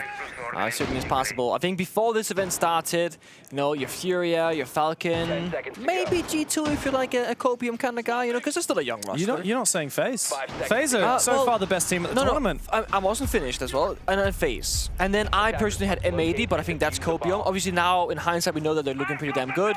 But I also had like Shiver Rebellion making top 8, and they didn't. that was unfortunately It's hard not to a good call read. these days. They're kind of in the triple F era, Falcons, Furia, FaZe. And I think G2 and M80 are starting to make a case to join that as well. But For sure.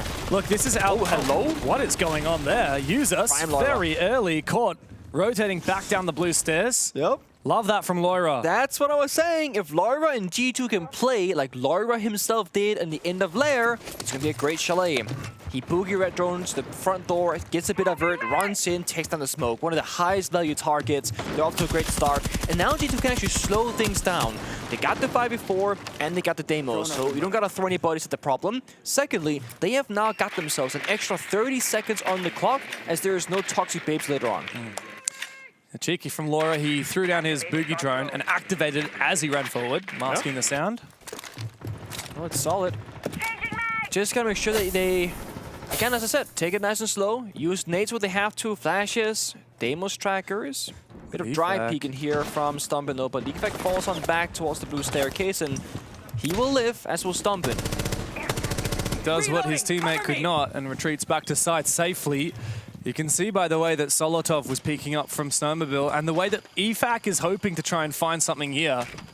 Falcons, I don't want to gift G2 the whole map too quickly. Fighting from a man behind. Oh, I like that. The tub. Tuberau Zoto canister starting to freeze up that hatch. Wine cellar, a lot of vert now enabled from G2. There's just no way that Falcons will survive on the bomb site. And the freeze, in theory, should and would matter, but when smoke dies so early, this stalling from the Tuberau, honestly, not that high in value. Bit of vert damage there from Laira downstairs. The way to win this round for Falcons is by lashing out, but how do you achieve that when G2 have so much time to dot the I's and cross the T's? Nice nade. Careful here. Oh, nice air jab. That is beautifully played from Doki. The bait and the switch and the swing. 3v5 for Falcons. Desperation starting to mount as Solotov needs to find his fight, but Doki claims a second and a third. It's flawless for G2 to kick off Chalet.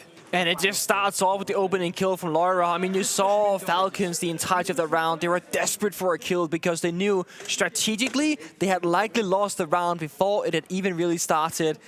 So you can't fault them for trying, but in the end, they just lost the round even faster. And Laira and Doki are both feeling pretty good in that very first round. Attack is always going to be a little bit more favored on Chalet. It's a very small map, especially on that basement bomb site, especially when you find that first kill. So Falcons, you know, it being their map pick, they're going to start on the unfavored side. They might take a little bit of time to get that momentum, get into it. They can't afford to stray too long because G2 Well, they were hot on Lair, especially in the, so first 9 rounds, right, on Lair. Okay. Falcons won 6 out of those 9. And then the rest of the map, the other six rounds? Yes, 15. G2 won 5 out of those 6. Yeah.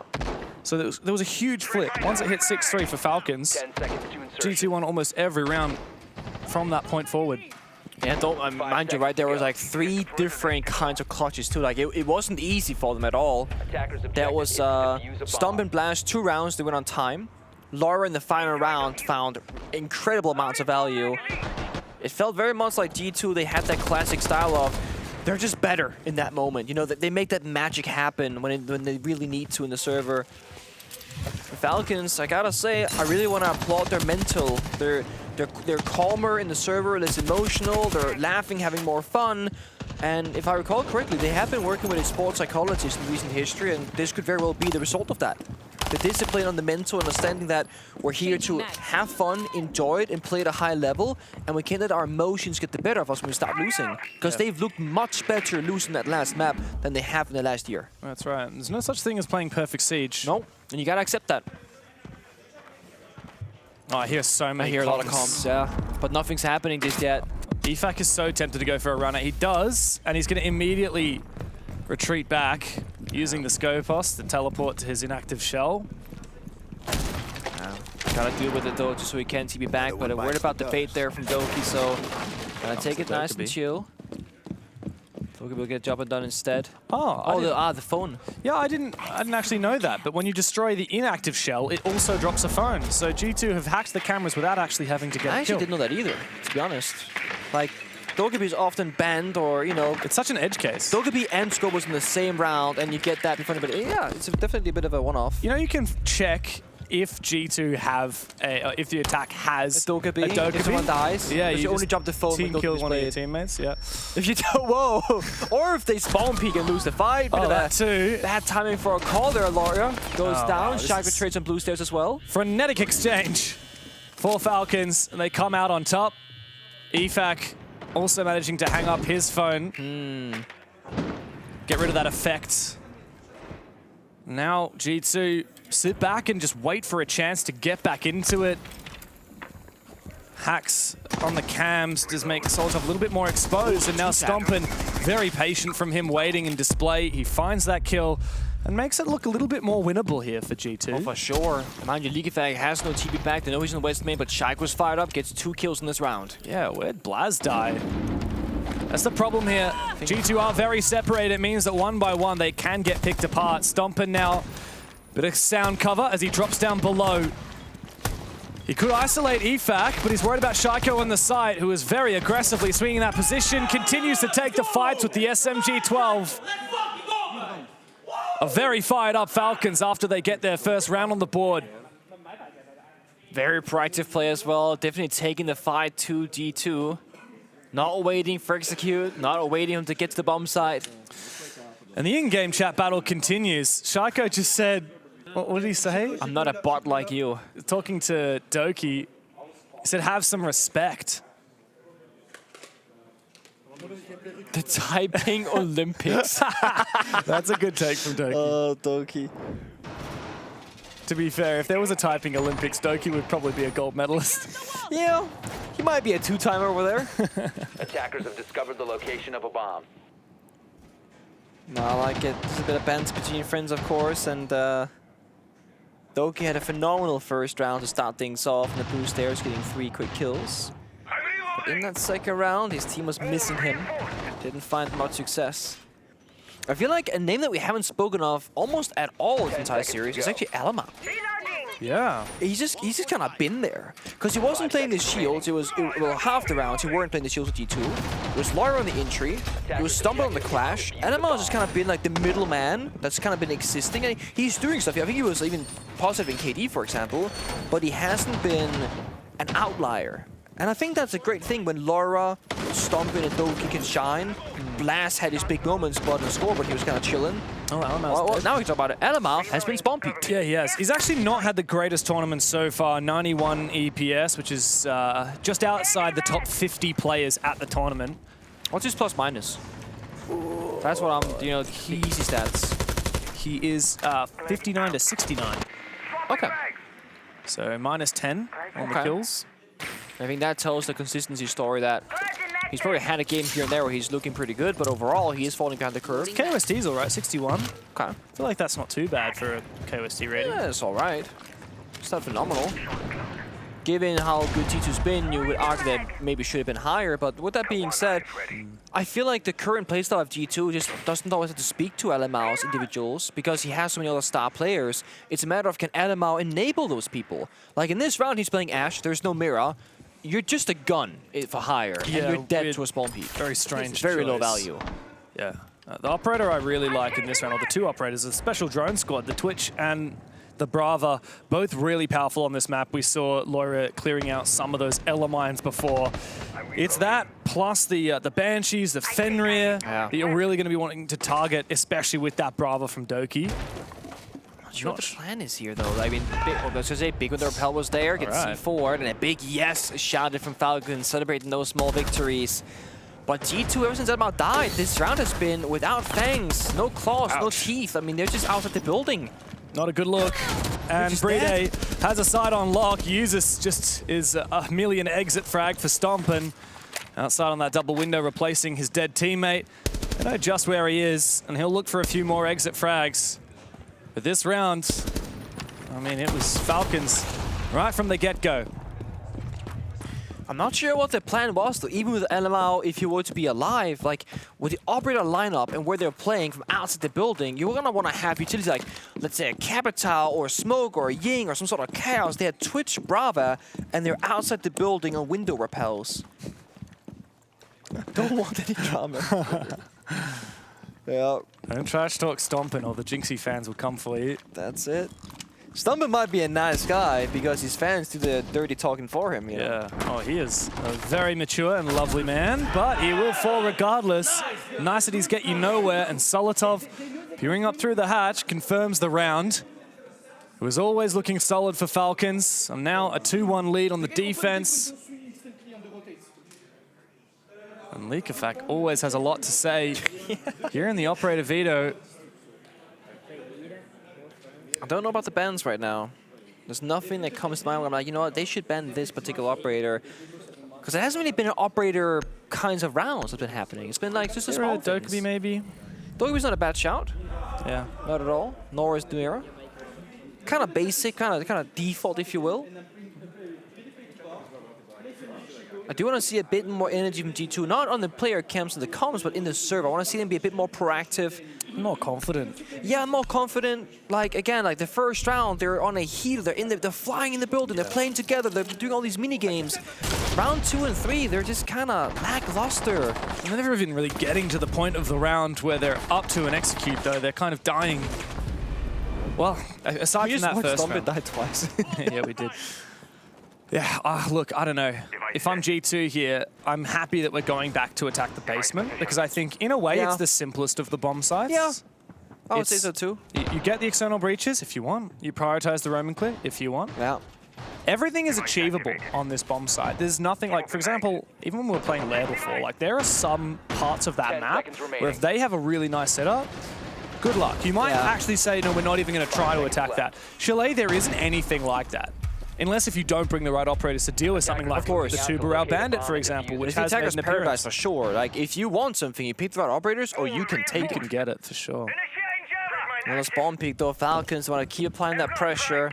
And it's funny how it was Shanko playing on site with Bandit on Lair, and now Leakafak roaming with Bandit on Chalet. Yeah. It almost feels opposite, but like we said before, Leakafak likes to get active and have that freedom.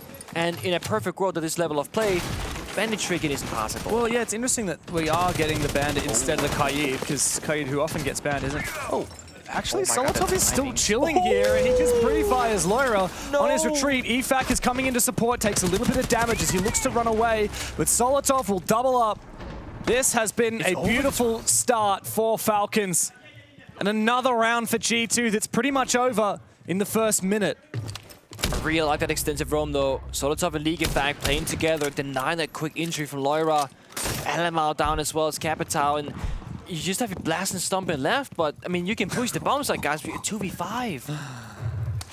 There's only one player down here as well. Oh, there's two now. And Bride's got a good read as well. As the main anchor player, Solotov finds another kill on that roam as he makes his way back to site.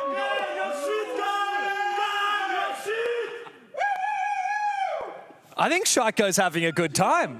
So is Solotov. He's been howling all day, all night. Timeout from D2 as well. The mentalist talked. You ban the mira, so that they can extend to master.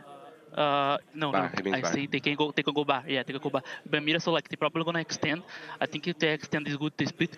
But if you did the split wrong, bro, the split you bait like the bomb side to play the floors. Remember, like play everything inside, so like count positions and then like we play whatever we can play. Okay, so I think you do the split if they extend, and if they don't extend, I would say like play the Monte, bro. Play the Monte to go up the main stairs like the Brazilians are doing, and then like we try to kill.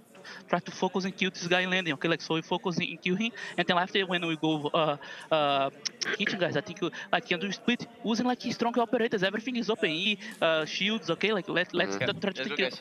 Okay. Let's go, boys. That was hectic. I feel like Ramallah has like 1,000 thoughts. And just a little bit limited maybe by the language barrier sometimes. Sure. Because he wants to get so much out and be so precise. Yeah. You know, we talked about this before where when you have these 60 seconds, you either have few things that you go through very like thoroughly, or you talk general bigger picture, but he wants to be very specific and go through 4 bomb sites.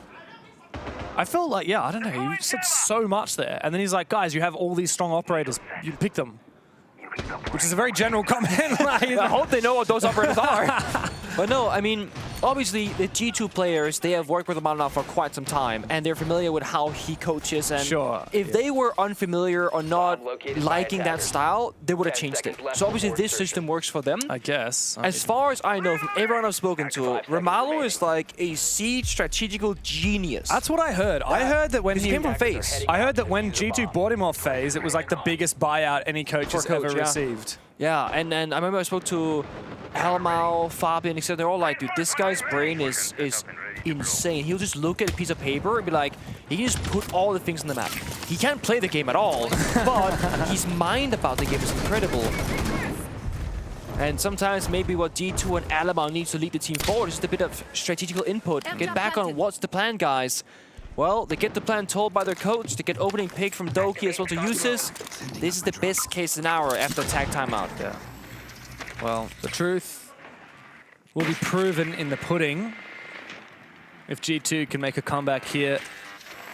Really lovely work from the Twitch, though. I mean, clearing so much of that util, but he's going to have to regenerate. Oh, well hidden, though, as well. Another drone will die, but not the Twitch drone. So this is good value here from Alamau. And he still has good info on Solotov dancing around Library. He's going to get regened pretty shortly, and he's going to have enough tasers to destroy the lone ADS that is protecting Solotov. Yeah. If you time it together as well, you can maybe get some to go, but there's no grenades left. Just Grim Bees or an air jab or a flashbang, so not the best value, but Solotov doesn't know that. He's going to retreat, fall back towards the bomb site. D2 get map space practically for free. Just Shaiko now on the blue staircase with no backup. Is also forced to run on back. Half the round to go. This is the best round for D2 since that opening one. Shaiko's doubling back, though. He sees that his dread mine goes off, but Stompin shuts him down regardless. Falcons. The water is rising here. G2 have the advantage, but this roam is still very much alive. Upstairs, it's Leakafact, team captain. He's distracting G2. Meanwhile, the players on site can reposition, but the patience from Alamau will certainly reward him. He's right there. 2 more steps forward. G2 know exactly where he is, and EFAC will walk straight into death. 2v4. It should be the round back into it for G2. Oh my god. Blaz will all but confirm it. Bride up against the world, the first to be found, and now they come in droves. Lair puts him in the dirt. G2. All they need, opening pick. And they use that fire. They just go forward, forward, forward, push, push, push. Again, they're in the building. They're looking confident. But it also goes back to the opening point. Falcons were just playing bar and then library. They weren't in master bedroom. They weren't in solarium, trophy dining. They were giving a lot of space this time for them. It's 1 more round left in the first half. I want to see Falcons get a bit more spread around the building like before. Defenders, protect your bombs from being defused by... Now 1 round left in the half. The G2 to make it even on their attacks.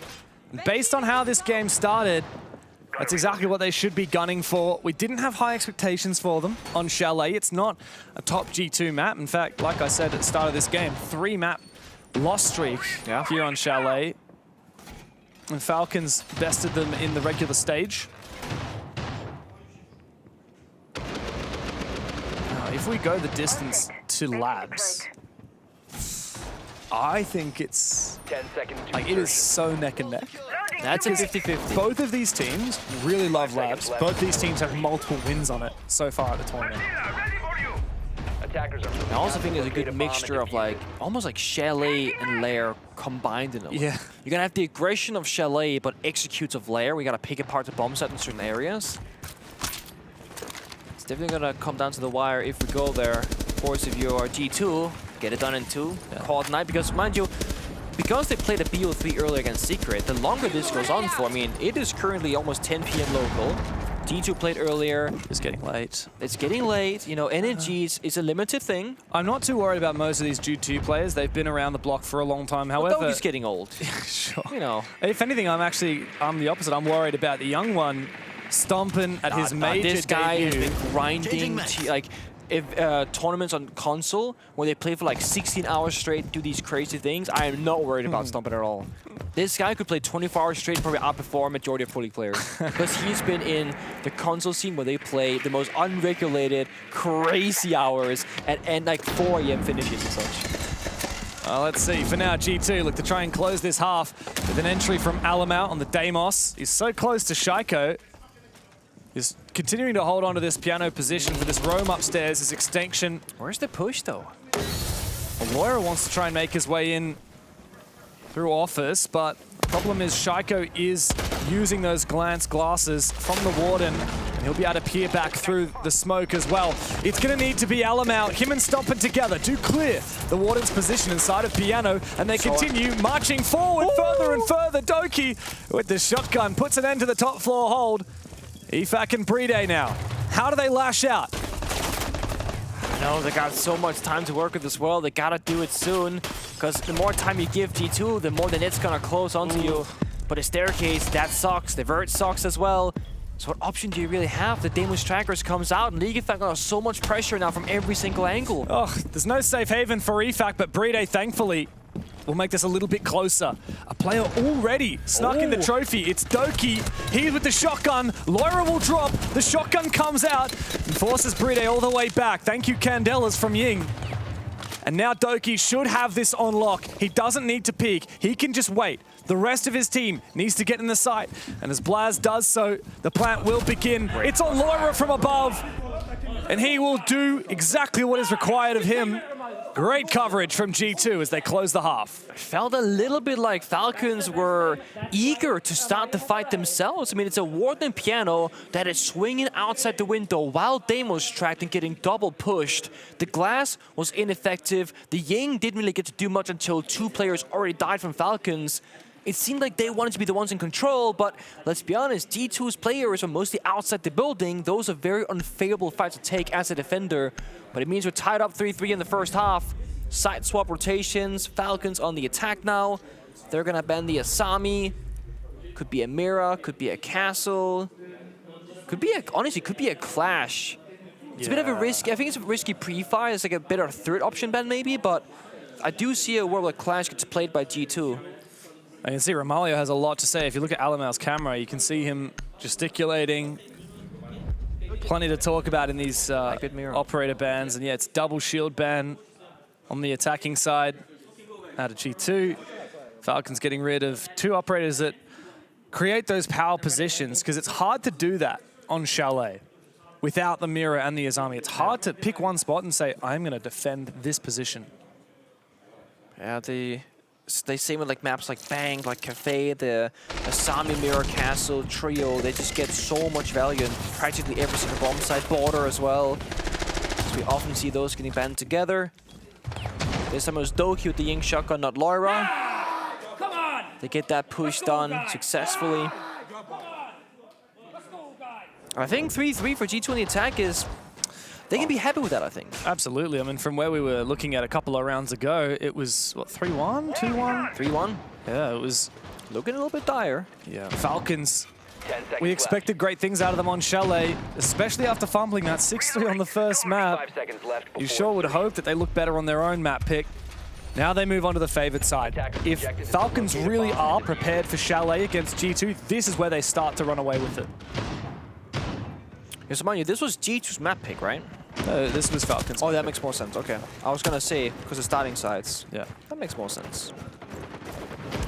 Swapping mags. But you are correct. This is where it's gonna have to show Shaiko and Damos in the first second round. That bodes well for me. Yeah, I'm happy I for like that. Because we're missing that aggression on Lair from him. Yeah, well, we missed a lot from Shaiko on Lair. If he doesn't show up in the series, then that could be the 1% difference between Falcons making upper bracket final or heading down into the lower bracket. And also, I think just when you're a player that is playing so consistently well as Shaiko, but you fall short in majority of the grand finals that you've been in, which you've lost, when you start having these really important games, and that's where you stop performing, like right here again, it has to affect you at some point, right? Why am I not doing well in these important games? Why am I farming in the easier ones? He's had a very tough game so far. This time it was Blast taking him down early. Their mental's just in the bin for Shaiko, but thankfully Solotov is having a phenomenal day. Straight into the objective, back out again after he finds his pick. But the rest of his team is struggling to find a way into it. Uses, tries to get Stompin, but doesn't have an opportunity to do so. Stompin still toying with him, actually lands damage as well as Usus goes deep and finds another kill. It's Solotov coming in to support. And now they can actually focus up on Stompin. I think this is going to be the round for Falcons. It's 1-1 on side. Stompin took a very risky play, but it pans out for him. This guy's been going for a ski on Chalet. Outside the building for what feels like a year. Oh, dearie me. It's a tough one to play. It was a 1v1 outside and a 1v1 by the bomb. And Falcons are completely silenced by that. I mean, I think they got a bit distracted. I mean, what if you let Stompin jump in West Main? He needs to spend 7 seconds to go from West Main to top Solarium stairs. You can 2v1 Doki in the meantime and get bomb site control and force Stompin, which you know, up a staircase. Instead, Solotov, I'm not sure if it's greed or indecisiveness or what it is, but it felt like the wrong play there. It's definitely indecision. Falcons, where was the cohesion for both players to commit to the same thing? One to jump outside to hunt, and one to push the site. It's the worst way to play it for Falcons. That's what happens. That's how the cookie crumbles. When you're on the field, and things are mounting up in pressure, and Shaiko's tilted, and G2 have just taken the lead on your own map pick after you fumbled 4 match points on map 1. I'm not at all surprised, and this is where the leadership of League-of-Fact has to reel the boys in. It's true. I mean, you can reel them in strategically, mentally, but if you don't have the confidence in the server, that has to come from yourself as well, right? If you're not hitting your shots or you're choking those gunfights, if you're dying to silly things, which you can argue, Shaiko last round did kind of fumble the ball outside the building, dying to a swing from Blast. That has to come from the individual players. League-of-Fact cannot play his own game, the strat game, and dictate everyone's movement at the same time. If we have one more pitiful round from Falcons, we need a League-of-Fact crash out. That's what we need. The League-of-Fact Hope Core needs to make a return. Pushing Lumba or White Stairs, James? Or White? White Stairs or Lumba? I love that clip so much. I think we're on the verge of seeing it happen again. Sometimes you do need just to get that frustration out in a positive way. I will say though, Stompin has been so phenomenal at playing that perfect middle line. And look at this, the cheekiness of the pre-fire too early from Doki, doesn't hit the hitbox. Perfect hold, but the nade comes through, and Bride slaps him on down. Well played from Falcons, perfectly in sync. Yeah. Burning the ADSs, following up with a nade. 2 players to take the fight. Had he gotten that kill though onto Solotov, that were the nades that killed him. Had he gotten the kill onto Lair, he would have been unmovable on that blue stairs position. But because he doesn't get that kill, instead he dies. As does Blast. I feel like D2 now falls into one playstyle, swing or be swung. If they get to the side for Falcons, you will lose strategically, especially with those Demos trackers. You need to go for kills. And so the two Brazilians holding these positions, and Solotov deletes Lair upstairs in office. Alum out to try and retake that position and trade him on back. He does so under Shaiko. A 2v4, not easy. A 1v4, almost impossible for anybody but Stompin. Oh, one tap. He is so sharp, but not quite sharp enough. Falcons trade it back, and they can restabilize. This game is still very much winnable as we tie the score. It's definitely a round where I feel like G2 could have maybe helped each other a little bit more. Every single gunfight was 1v1 or 1v2 against their odds. Doki, of course, forced into a bad swing because the nades were coming through. But that every player that followed after, just you need help, you need a body. Yeah. Falcons, one round at a time. That's all it takes. It's what they struggled to do on the first after they got that 6-3 advantage. Now they've tied things up. Their attacks are looking a little bit more in sync, right? Even if all it is, hey, we see Doki, he's holding this position. Look, it's hard. He's a Warden, he's got a shield and 2 ADSs. We got flashbangs, we got nades, we can clear him out. 100%. They take those fights. And that's kind of the thing that they didn't do on Lair, because mind you, there was that one round on Lair where Alama was in lockers, and they only knew Alama was there. We knew that Lair was also hiding. And they could have said, oh, wait, let's 5v1 Alama to get that freebie, but they opted not to do it, because Lair, there's so much map to work with. But like you said early on Chalet, if you want to take a spot on attack on Chalet, as long as you got the right operators, you 100% can. There's no really impossible spot as a defender to like fortify. Plenty of util to get the job done. Tons. I just have to decide. Flashes, nades, Capital. Again this round, look at the opener lineup. They got util, they got a push in the shield. There's nothing Falcons can't get done this round as long as they execute correctly. Yeah. 6 smokes, by the way, if you count the 2 from Capital as well. Yeah. Doki's on this roam downstairs. He'll be the first one spotted on G2. He can continue falling on back. That's why it's so important, I think, that Ligifag is on an ace and not a nuke, for example, because he's going to be with the squad now and leading the squad forward and not doing his own thing. And that's what Falcons they need direction.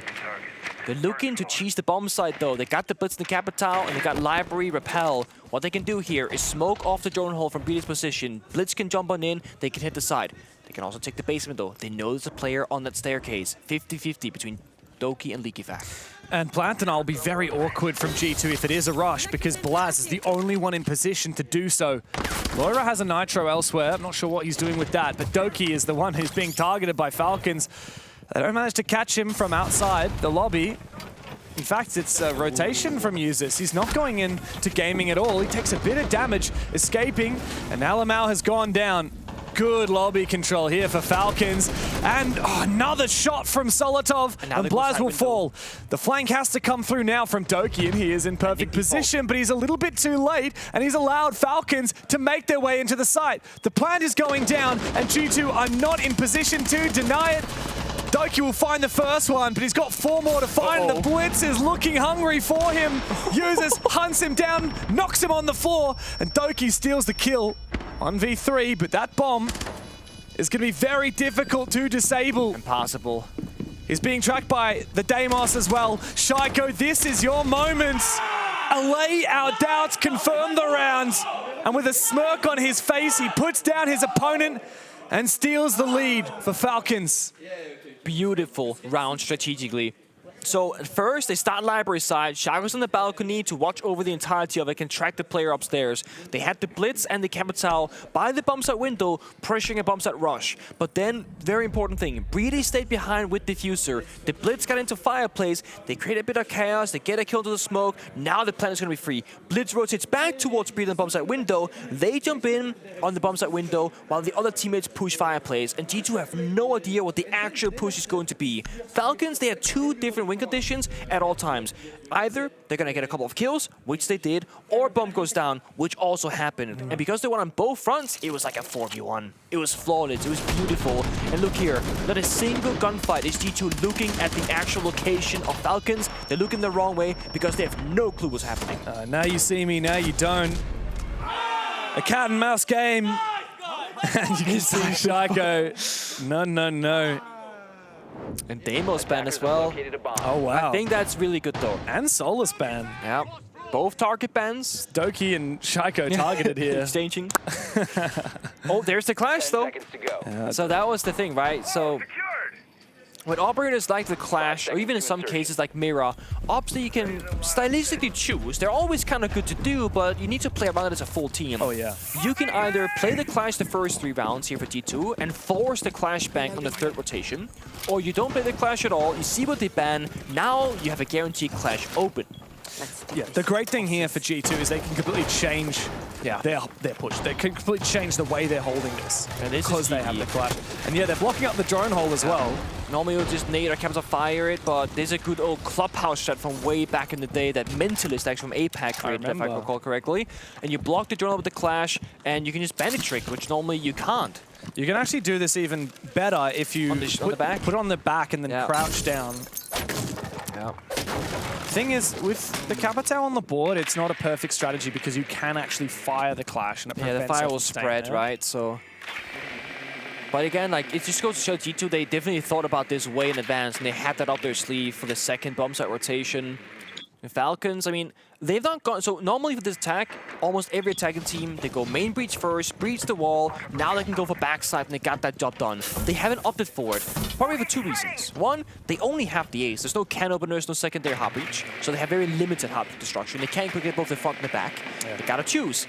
And secondly, if they did see the Clash by that drone hole, you're not gonna mess with it because you can't spare that utility. Did they use 2 Selmas just for the dining hatch? I or mean, was that pre-opened by defense? I think it might have been a full. They spend 2 Selma, so it's gonna be a backside take. Like we know this now, but that's still not as much hard breach as you want. I feel like if users and Capitao had secondary can openers, that would have been completely okay. Instead, they got the secondary in peace, maybe because they're fearing the possibility of a Kaid. G2 are playing with boiler control here for Alama on the Clash. That's why they got the hatch. They need to get the hatch to cut off that rotation because that's going to matter the most. Look at this aggression from Alamau. Yeah, I mean, with the hatch being opened up, he knows that if he's going to get stuck in that corner, he'll die. So he has to make a play. The question is, do Falcons know about it? Falcons, again, are changing their decision about how they want to hold this time and time again. The Warden ready to meet this blitz. Marching forward. Lair is in position, the Nitro Cell as well. He tries to use it just to enable a push, sees the blitz, worried about the flash coming out. He does need some form of support. He's not going to be able to take the fight against both of these players. And now his glasses have finished off as well. And he gets immediately shot down by Solotov. Great usage of the teamwork from Falcons. They have the numbers advantage. They have pressure all over the bomb side, and they've got the vertical picks as well. Goodbye to Blaz. Alamau has to rotate back to side, but he's been read to perfection. It's Doki against the world, and they're pushing from every which way. One by one, they fall into him, but eventually he is put to the sword. Falcons have map point on Chalet. They continue fighting to push us to a 3rd. It's a very simple thing the Falcons are doing, but it's so hard to execute effectively. They keep changing the strat in the middle of the round. They show all their cards. Guys, we only have 1 hard breacher, and we breach the dining hatch. It's gonna be a backside push, right? No, 1 Selma on the main snowball wall after they've abandoned that spot for G2, and they flip the entire push. And I gotta say there, I am disappointed in the lack of foresight when it comes to G2. They got the Clash, who is just standing in the middle of the bomb side, watching basically nothing, just seeing the main breach. Right here, get Doki helping Lair on blue stairs. He can stick the corner. They had an ADS. Instead, Lair falls into a bad swing. He dies. Nothing happens. Alamau had the deep push backside. Falcons player jumps the hatch, kills Alamau. They're holding nothing for G2.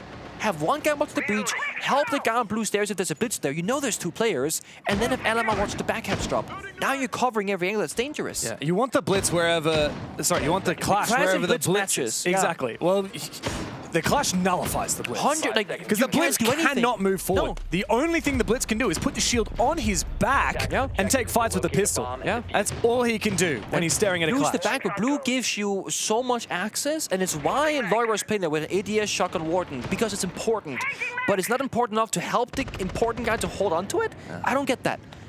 Small things, but I gotta say here, so impressive how much Falcons get done with so little. 3 Selmas, and they get everything done. 1 hatch and 1 breach. Yeah. That's all it took. 1 crouch hole breach. Yeah. It's not even a great thing to push, but they get it done. And against Solotov, before this series started, phenomenal in every category, and still throughout this series as well. Phenomenal in every category. The Falcons are being really hard to predict as well, because like you said, they keep poising that they're going to push one area, and then immediately being like, okay, no, Blitz is done over here, let's go back. Yeah. Let's push the other side. But they're selling it so well. They do. They sell it to perfection. I too would buy it if I was G2 because it looks so free. And I think right now you can almost call this a battle between Alamar and League Effect from like side. The chess moves, who's 4 steps ahead, who's 3 steps ahead. And it's been League Effect, it's been Falcons. Oh, and the shots. Great lurk from Leaky. Straight up from the basement now. And if you bought the dip on Shaco, you'd be very happy as a Falcons fan. EFAC is traded again. A lot of roamers from G2. Bride puts the pressure on them for a brief moment, but Falcons really should turn their attention instead onto a weakened site while all these roamers are down below. The one at a time has enabled G2 to further this numbers advantage. The best thing G2 did this round was saying the bomb site does not matter. We need to get on their own proactively. League Effect did not expect 2 people downstairs by a bar. He saw the first one and thought, you know what, I can lurk around the corner. Nope, second guy shows up. And now Falcons, they gotta take all this map control pretty much alone and blind. No drone, no real intel. Oh, big opening though. That's exactly what users needed. With Solotov down, the rest of Falcons have to step up in the fragging department. 3v3 is winnable. Stompin is isolated as well. He hasn't even placed his shield down. Scheichel duels him. It's too easy for the Frenchman. And now Lair knows he and his fellow Brazilian need to get active. Again, they abandon the bomb site completely. They look to get aggressive, but Falcons are so patient. They could have fallen back as well, arguably, but they want to take this fight to them. They see them. Oh, Users comes with a backstab. Alamar's got a clutch. Is he truly the king? He has to prove it now. Bride's got the diffuser, but Users has landed the shots. G2, well, they've gone down in the dumps. It's nowhere near like what happened on Lair. Chalet is all Falcons. Such an impressive display of strategical depth on what is normally known as a very simple map of Chalet, and Falcons is not playing to the usual form of what you can expect to see, and I think it really showed here. G2 probably had the prep work saying, they're gonna go for this playstyle, they're gonna go for these kinds of pushes. Guess what? They just took that, flipped it upside down a couple of times in the round, and just completely surprised their opponent.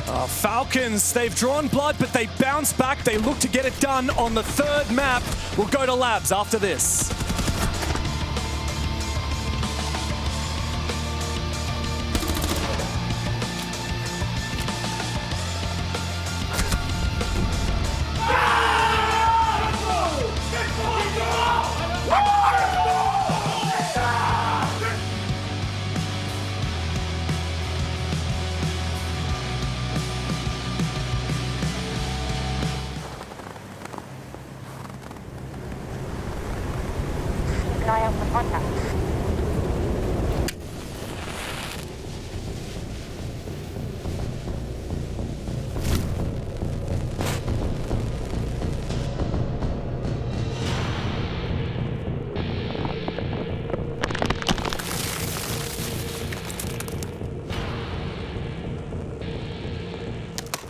Available now.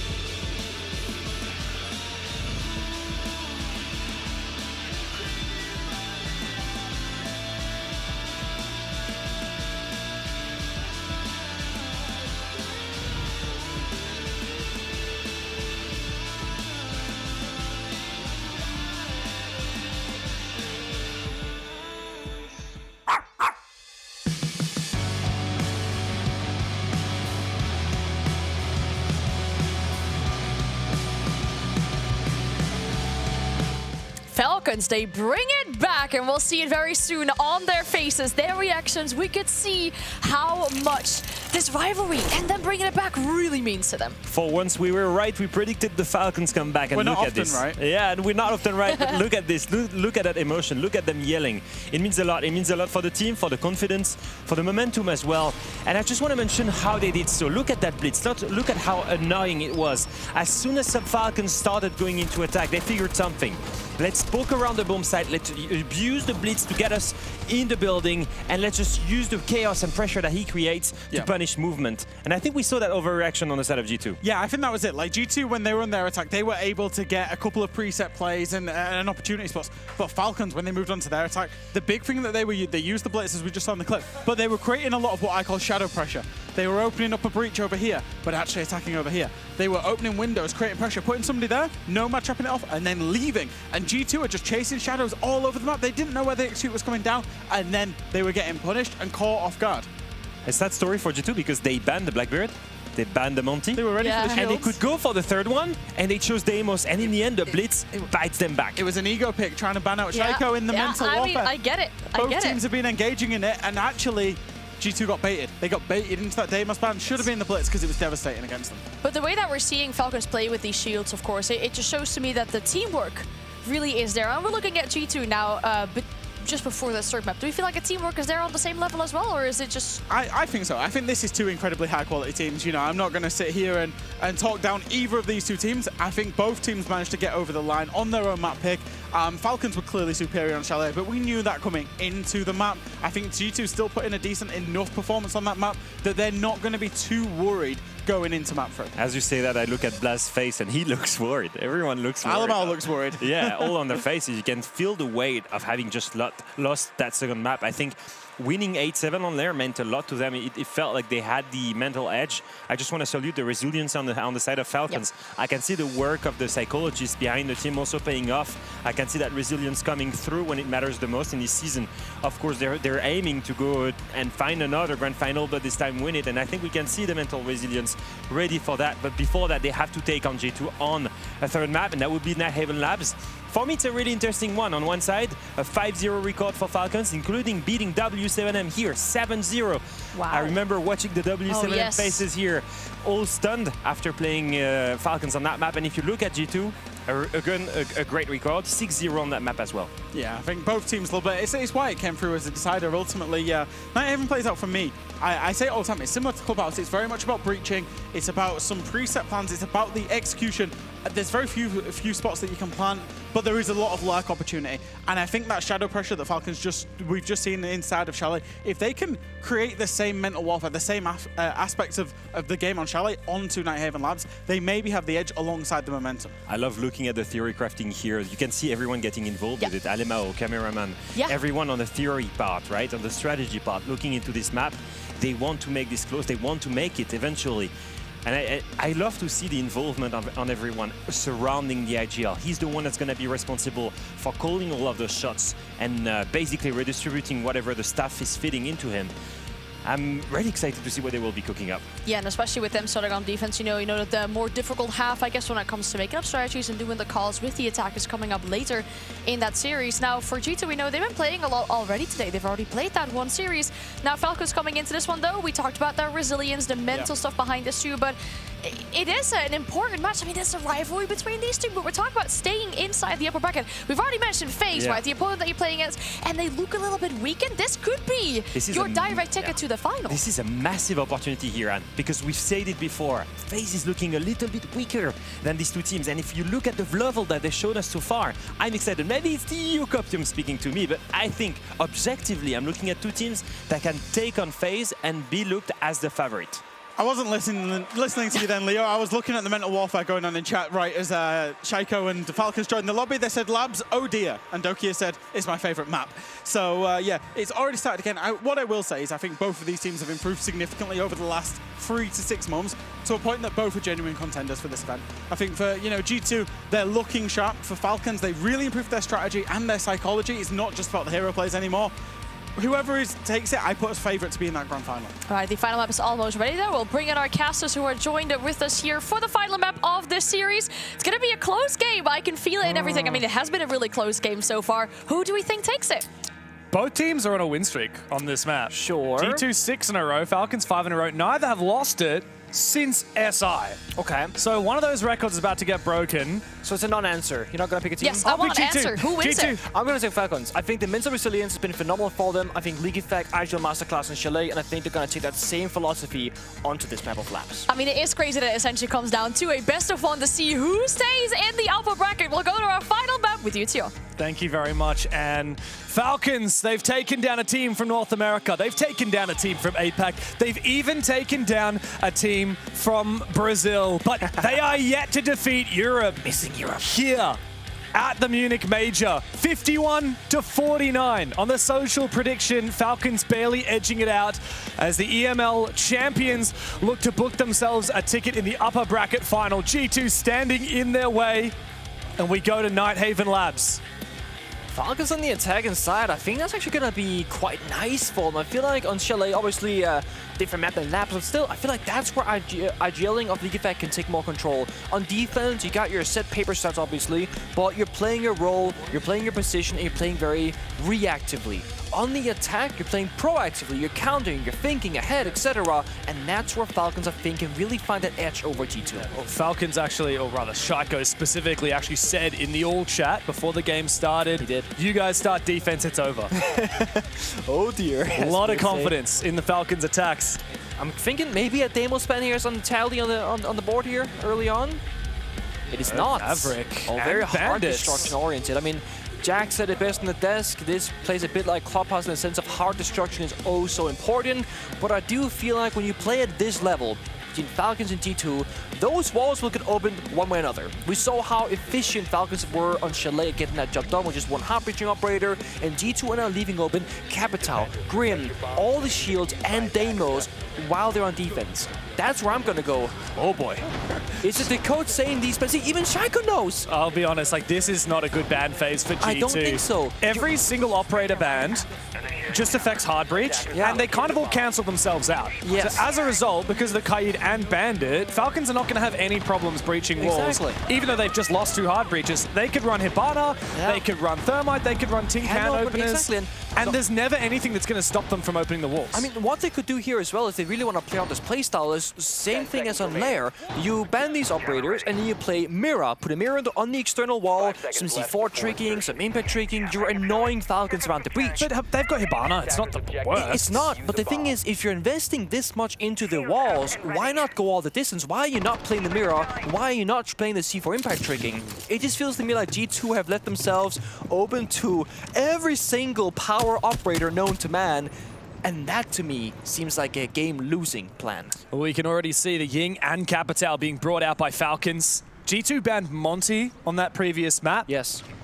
That's been left in as well, and I wouldn't be surprised if we see Falcons bring it out later into the map. Yeah, could be a basement angle for them, a tertiary angle for them. But here for top floor, you're on a bit of firepower. A little bit surprised, to be honest, that there was no Deimos to speak of. They did hover it for a brief moment, but we also know they got the mute jammers in effect. And again, if you want to go downstairs, you're a bit more vulnerable to a lurk from Lair, for example. So now it's Falcons saying, guys, let's play 5 guys together upstairs.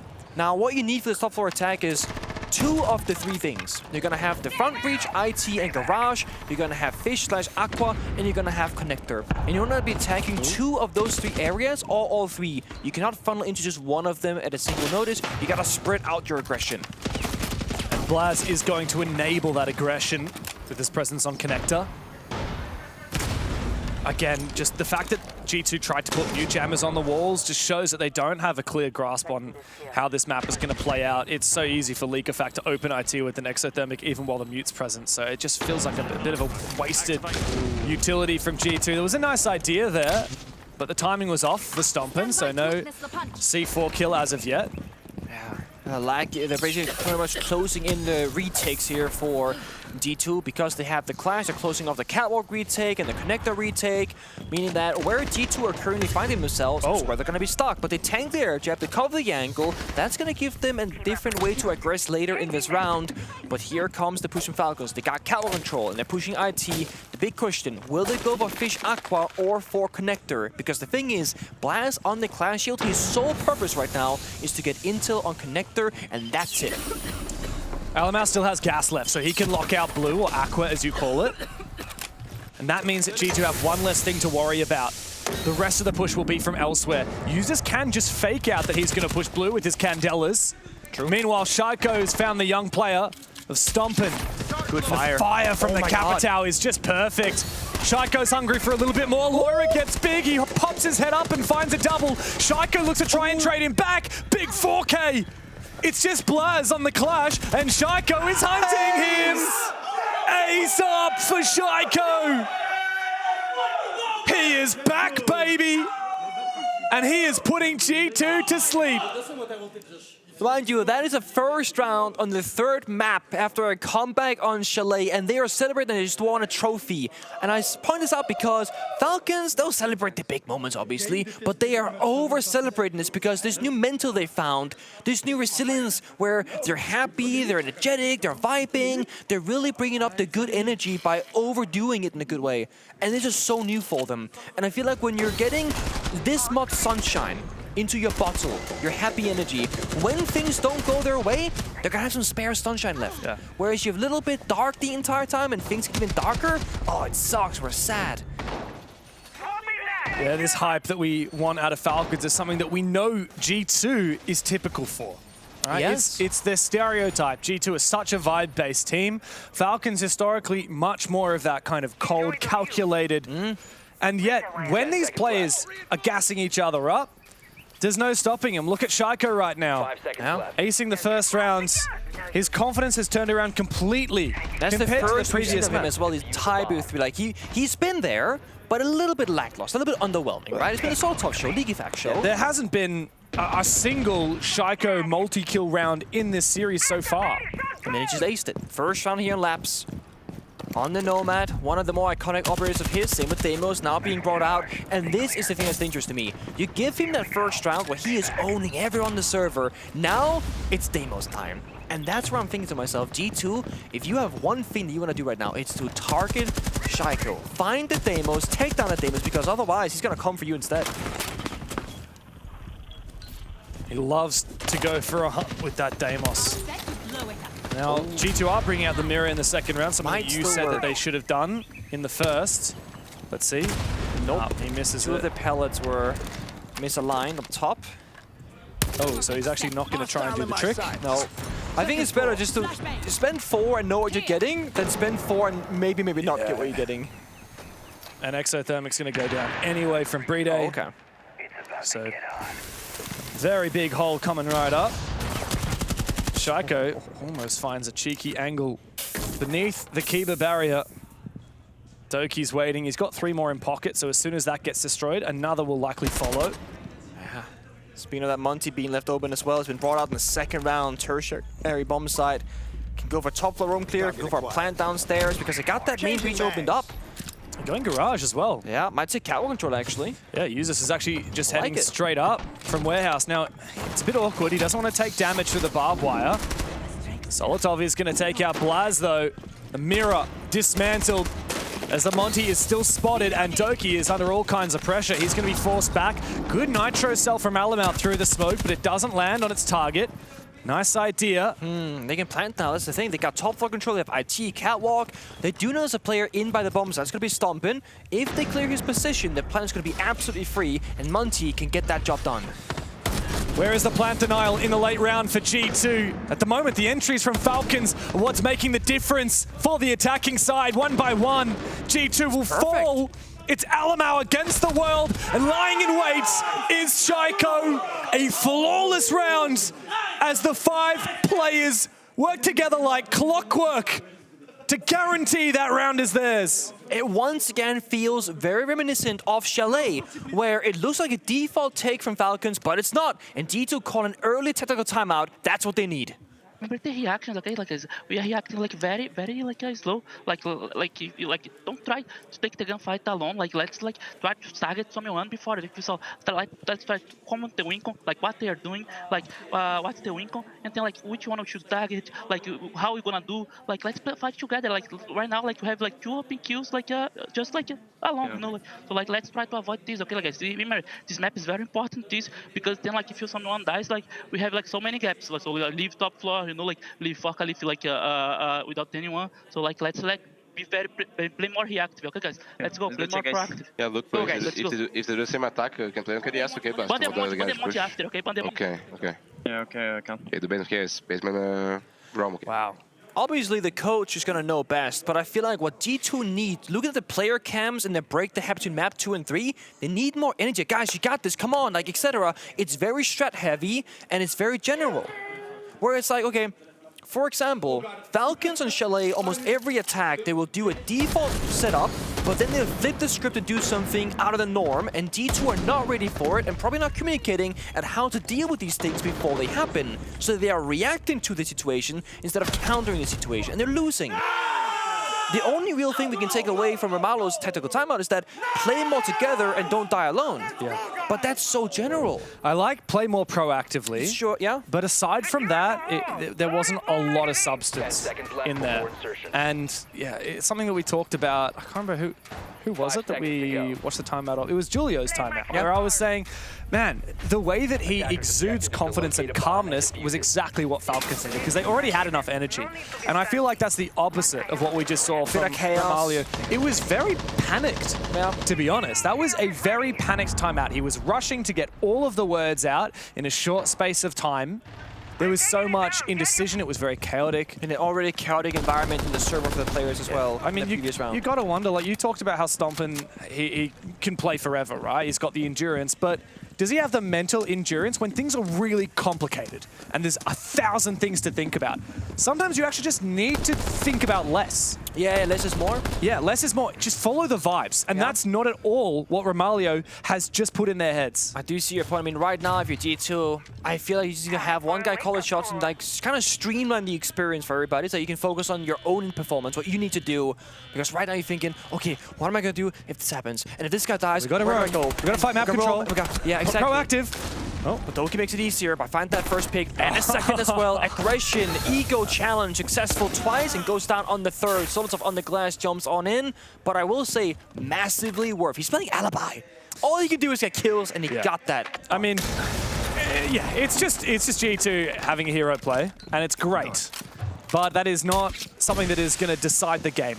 Unless if G2 leverage that momentum now. But there's an execute tempted here.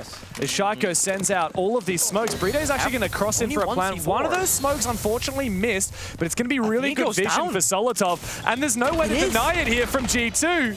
Amazing usage of the smoke, floods to the sites, and enables Shaiko to get in the building after the plant is down. Now, the coverage. Alamau, he's shut down on the clash. Bride has to clutch up though, as G2 in a great spot. Have fought back very well, but that plant is nigh impossible as Lair gets picked up. G2 will have to throw bodies, and Bride has crossed. Risky. They don't know that he's here, but they have the numbers to outfrag him regardless. Time's ticking away. One person needs to go straight on, and he's gonna hold his nerve, and he's won the round! I can't believe it! Is a clutch god!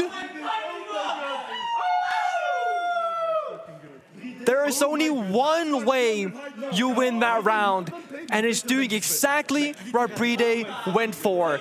Rotating up above takes too much time. Taking the fight on the corner to the left means you're 3v1 jiggle tapping. That's not gonna work out either. You have to play the number in the corner saying, there's a chance they know and I will be dead. There's a chance they don't know and I will be victorious. The trigger discipline.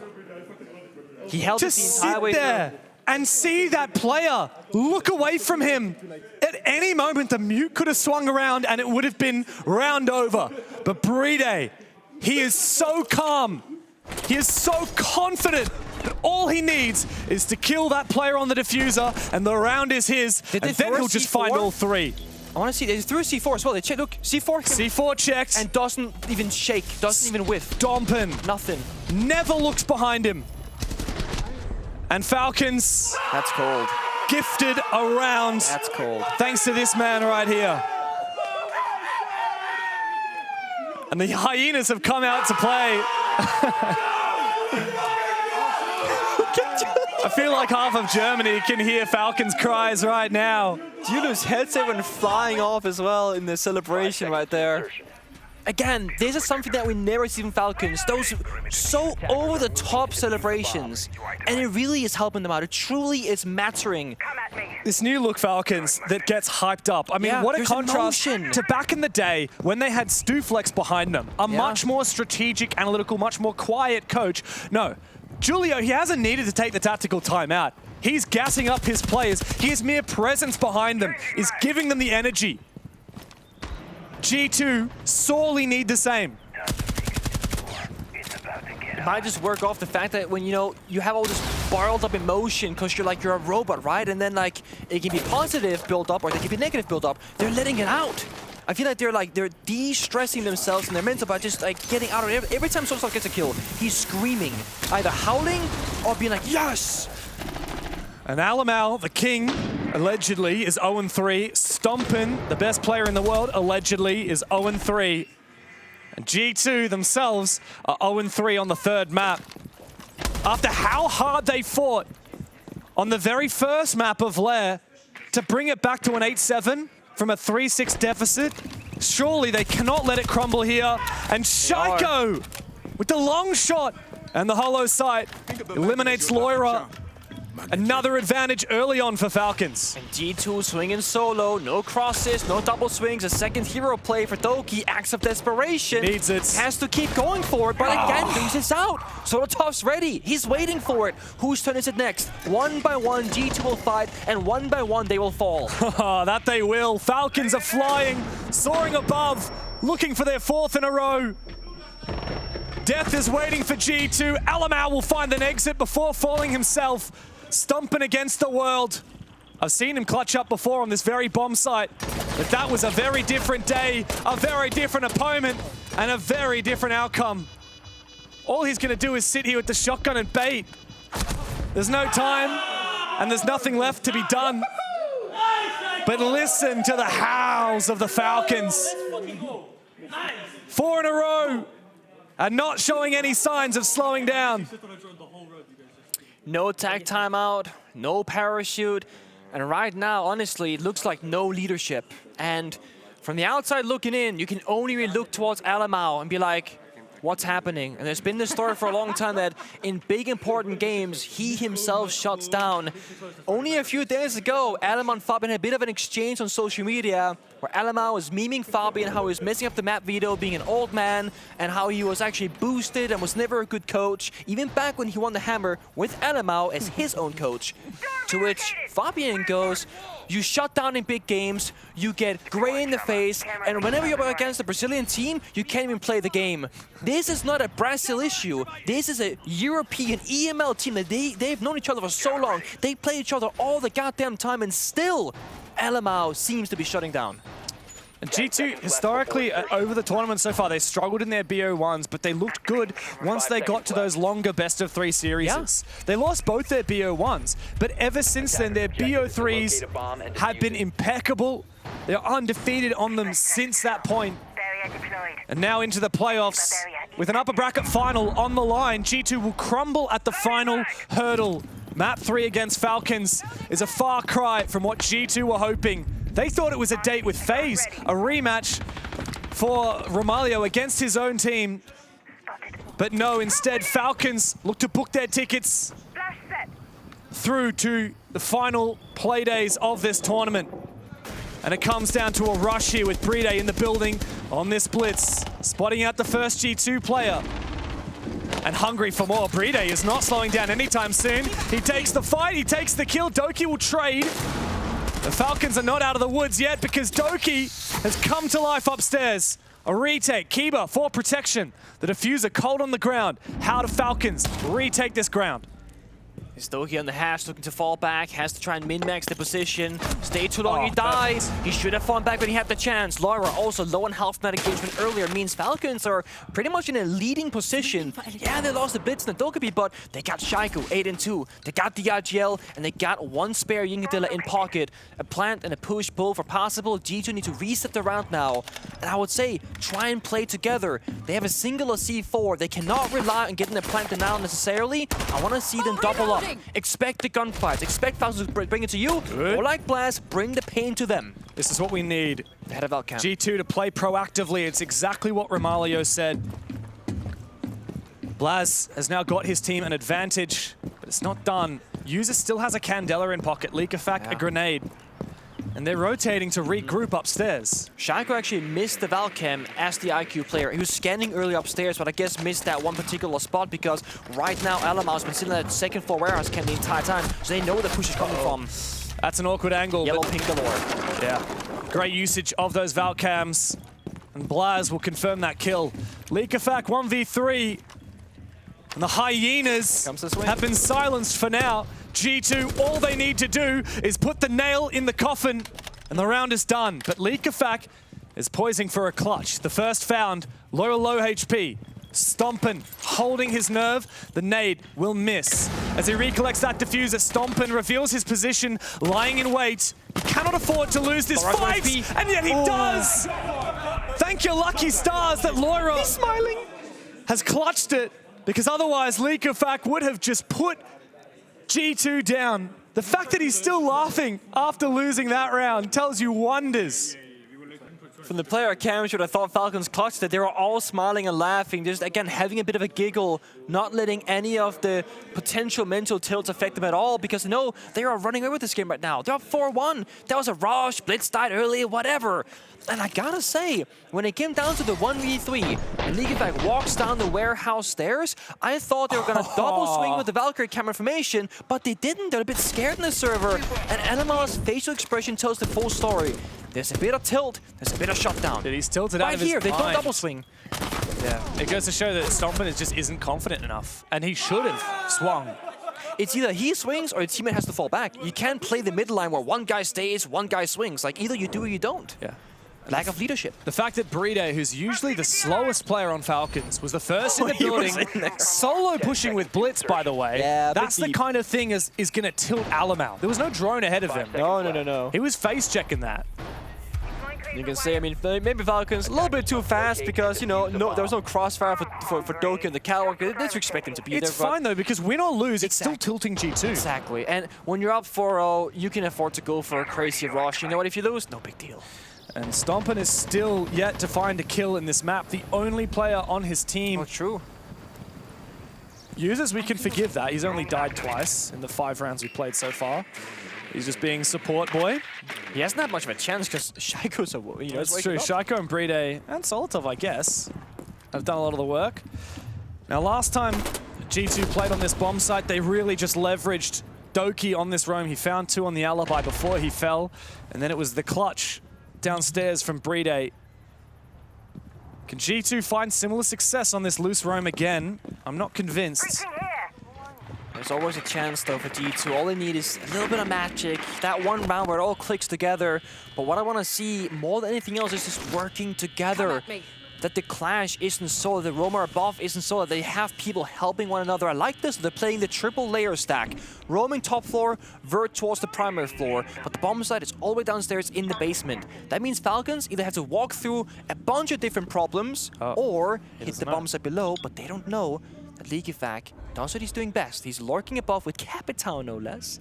With the right timing, if he can take down Stompen, they get control over the vert above them. Stompen doesn't know that he's got company, but yes, Leaky can push. Distraction from users will surely give the opportunity for Leakerfact to move on forward. It's coming here. So he does, straight up towards the barbed wire. If users can feed the information, then maybe there's a chance for Leakerfact. But no, Lair will finish off the blitz. And Solotov trying to push from the other side, but Stompen finally off the donut. A 2v2 on this top floor now, as one by one, the attackers fall apart. Stompen has tripled up in the round and single-handedly won the final round of the half for G2. Doki finding his own. Shaiko up against 5. He's good, but let's be real, he's not that good. Elamar gets that final kill. Massive props to G2, Stompen, and someone else. I didn't see who it was, playing together above with a crossfire. It was Lair. It was Lair, there it is. And then I gotta say for Falcons, bit of a, I think, misunderstanding of the roles. In my mind, of course, with all the information, Leakyfact should have pushed him as the flanker, and Blitz doesn't go too deep. Blitz went too deep, and now Leakyfact is holding a dead angle, and he was the last alive upstairs. Elamine, when he pushed the door, no crossfire, he goes down. 2 for half though. Means anything is possible, but it will be win or lose of G2's attacks, which means they have to make all the first moves. That's right. We always knew that Falcons were good at attacking this map. They said so themselves. They said, you guys start defense, you guys are dead. Yeah. And like they made good on that. 4 and some very dominant ones at that. Well, what we need to see from G2 right now is exactly what Doki did after they won that round, hyping up the team. You start to hear and feel the belief in his voice that it actually is possible to make this comeback, because the look on Alamar's face 2 rounds ago wasn't telling you that at all. Feels like Falcons are prepping for an exam. Every time I see their player cams and the break between map 2 and 3, they got stacks of paper just going through and be like, okay, this bomb's like, yep, this bomb's like that. So I actually had a chat with Eaglemees, who obviously is part of the support staff. And he walks around everywhere with this whole suitcase. And he said it was like, what, 5 kilos of paper and a in printer. There. He has a portable printer. And ink. And his own ink. Apparently he got in trouble for using the ones that Blast have here. Because he uses so... He has so much paper. Massive respect for all the work that goes on behind the scenes. But Falcons, they have a very large staff team. I mean, it's also why you expect them to go far. They got the support, they got the funding, they got the players. Like, they have all the resources they would need to be a World Championship level roster. And they've been so close. So many grand finals back when they were BDS, same core, of course. And now that they're with Falcons, they want to make the year the victory year. Not the grand finalist, the second up-and-comer, no, the victor. Of course, at the start of this year under the BDS banner, Falcons entered 2025 being the favorite team to win the Boston 6 Invitational, and yet they fell to FaZe. We could get a grand final rematch in this upper final tomorrow. Or actually, no, that'll be in a few days' time. If Falcons are able to finish what they started here against G2. Slow and steady wins the race for G2. They cannot afford to make a silly mistake where one guy pushes too far forward while his teammates being ready. The way they end the defense, playing close together, is how they gotta start their attacks. I wanna see a clear 3, 2, 1 when they go for execute. I wanna see Laura start doing the buck vertical when other people can act upon it, and he's not gonna be swung alone. Right now, they're watching angles, they're setting up the flank drones, ensuring that Laura is safe. Once he is, he can start opening up those walls, cut the rotation. Now that he's watching this, they gotta push the catwalk player, if there is one, which currently there isn't, into that exact line of sight. Patience is important because Falcons are so keen to take these fights. I think Leakyfact actually saw the tail end of Lair. Yeah, I think so. He's droning him, this is good. Oh wow, they're gonna send the clash down below. Guys. Trying to enable the kill. Running in the holes. No running in my house. That's a lot of things lost for G2 though, like all the effort downstairs, the 2 drones, the buck verticality, that's lost. They've just abandoned it. They've gained catwalk control, Animals on the staircase, they got the, the IT breach done as well, so they have gotten the very first step, but there's 2 more steps to be achieved. One is gonna be that second pressure point, connector or aqua/fish, and then third is gonna be the execute. And they've only gotten a third of the way, but there's only 60 seconds left. I feel like time against the clash here will be problematic. The fire from Capital will be imperative in the late round to expose these Falcons players in their cover and to dismantle that clash. In goes the fire, but we need to see an entry from G2. In their first attack round, they will be the first one to draw blood. Blaz falling. Swapping! And G2 have absolutely no response. They have one backstab player stopping on connect. There are 3 guys on Catwalk / IT. Again, they're lacking pressure. Look at Falcons, not worried about any angles. They have one guy holding Stompin and matching numbers on the front. That's the first that Doki needed, but he couldn't find a second. And so Solidov easily recomposes. The flashbangs are a desperate attempt at clearing out users. We need Alamau to have an impact. But this Kiba barrier is keeping Leak Effect safe. And he swings at the perfect moments. Lair is dead. 4v1 is too easy for Falcons. Their attack was impeccable, their defense is on lock, and G2 have 1 foot out the door. Draw the comparison how these two teams are working on the attacking side. Falcons, they're quick in the early part of getting the wall opened up. They take catwalk control. That's the default basics. But then they flip it and they do something unexpected. G2 do literally what every team is doing. Breach IT, take catwalk, block below. They don't support the block properly with the clash being open. So one clash, no gun behind them by the way, walks down across stairs and they give up the entire vert that they spent half the round to gain control over. And G2 never retook the verticality, they never pushed fish. So they end up being 4 people attacking from the same side of the map against Mira, against Clash, against the crossfires. No vert, no execute operator like a Ying or a Grim or Capital to great effect. It's just guns in really disadvantageous gunfights. You need to take a page out of Falcon's book and say, either we're gonna surprise our opponents or we're gonna bring the right tools. You can't be this simple on your attacking side at this level of play. That's not gonna work for you. Yeah, unless if you're deadly. And G2 just are not lethal today. No. Well, at least not in this map. That's the problem. It's so different to what we saw on Lair. Go back to Lair, exactly. Lair G2 would do much better here. Explosivity. This is Chalet Lair, or Chalet G2. Individuality.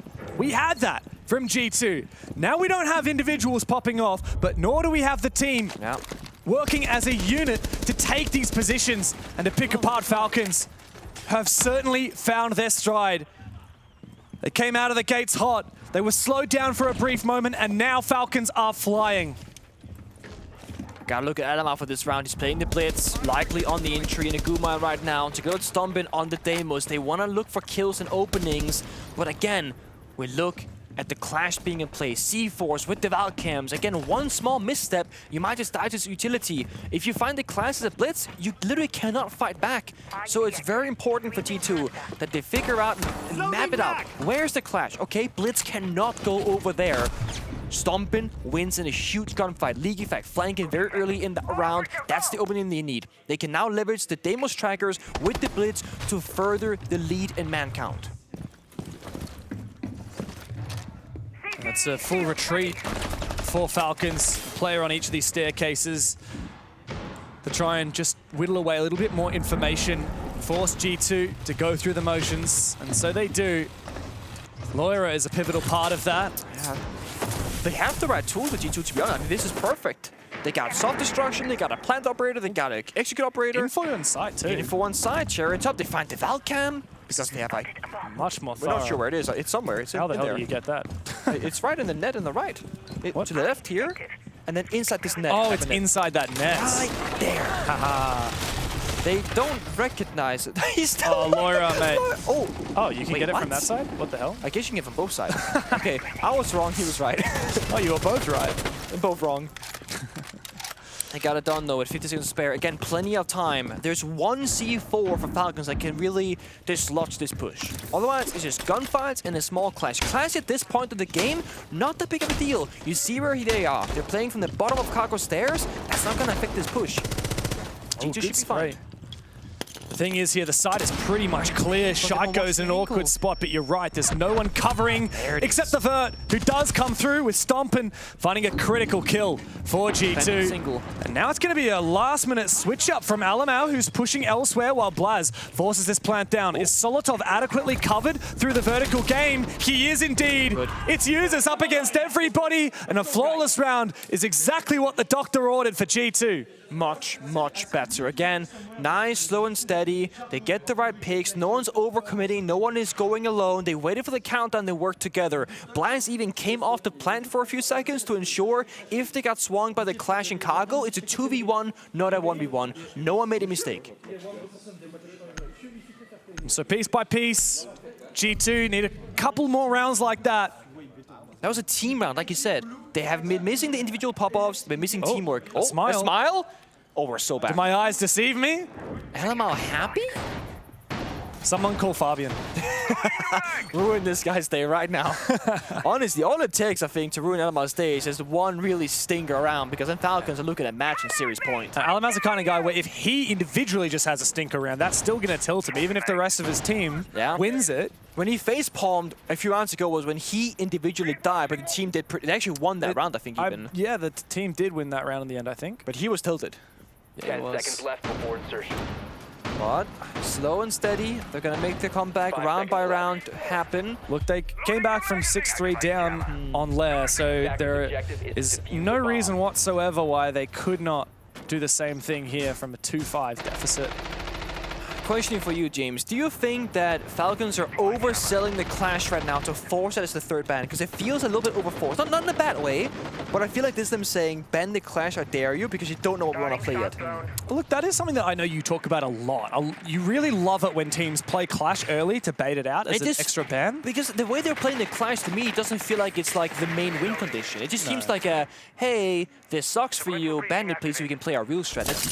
The thing is, I just don't think the clash has had a lot of impact in these rounds. Last round, it didn't do much at all. No, not at all. And that's what I mean. Like, it feels like if this was truly the win condition to play around the clash, I think they'd do better because we know they're capable of it, so to speak. Yeah, I don't think G2 need to ban it right now. Hopefully they don't, but of course it depends how this round goes. If Users does have an impact on it, then maybe it is worth it. Honestly, the mute could be worth getting rid of. Also true, actually. Mute is not a bad ban at all. Between Deimos, Dokkaebi, and all the drone work, absolutely. Oh, here we go.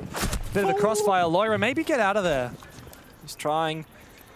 Very low health now. Position exposed. Might have to go to a different location. There it is. And this is Falcons turning up the pressure. Not giving catwalk control whatsoever. Got those mute jammers as well. And no blasts outside as you shut the default camera. Shaiko wins this. I think he just might. He got a Finra mine outside. When that goes off, you know he's going to pre-fire it. And he's got a really good read here on the window as well. That's Lair, who's very low on health. Here comes the Dokkaebi call, though. Shaiko standing on a mute jammer, so he is safe, but the rest of the team is not. And Doki is making his way forward. He needs to pinch together with Blaz, but Blaz will fall outside. It gets detected, and Shaiko takes him out. Shaiko also goes for the 180 and holds down the fort on this top floor. 1 HP to his name, but it doesn't matter because the rest of G2 are dropping one by one. Stomping again. Must 1v5. History will not repeat itself. Lightning does not strike twice. Shaiko is showing off. Big round for Falcons, and it's match point. Series point as well. They are one away. One more howl, one more cause of celebration, one more reason to keep playing, and then it's wraps. A bit worried right now. Falcons, they just played the disrespect card. They just kept fighting. Shaiko 180 flick on catwalk takes down Doge, who knew exactly where he even the small things where they're supposed to win, they kind of lose out right now in the gunfights. Clash did get banned in the end. Grim got responded with. So yeah, perhaps they're expecting a mute ban in case. Ban the Grim and counter response. But now mute is open.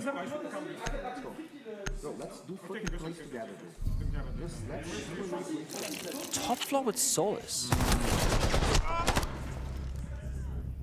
And there comes the mirror as well, yeah. Yeah. But look, I mean, I gotta say here, uses might be 0-4, but that clash? Is that a lot of impact? It's pretty good. plenty of impact. Look at Julio's reaction to that. The whole of Falcons have been fired up for pretty much this whole series long. Yeah, it's a new look for them. It's been a very long day for G2 though.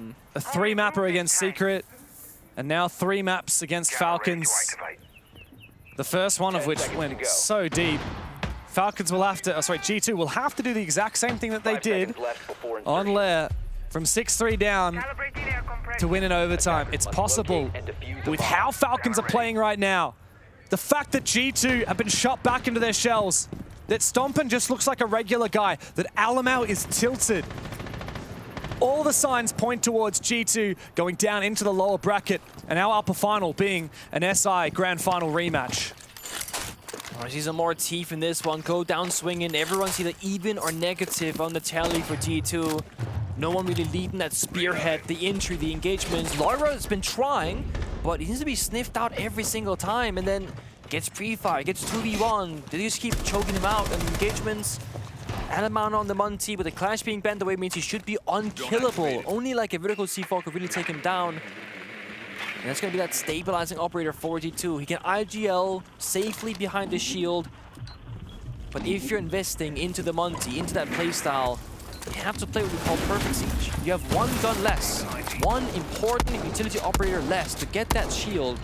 It has to be a clean and a perfect execute for G2. How many times have you played around a siege and your bottom fragger, your tilted IGL supportive player is like, guys, I'm just going to play Monty. Yeah, because it's easy for me. I can do my stuff. Because I know I'm not going to just die uselessly. Yeah. Doesn't mean that it's going to be the right play. Not necessarily. And the Legion pick is perfect to counter it. And again, look at the timer, half the round, and the Garrett's door only just got opened up. I know they're already in there, but the pace is not that quick.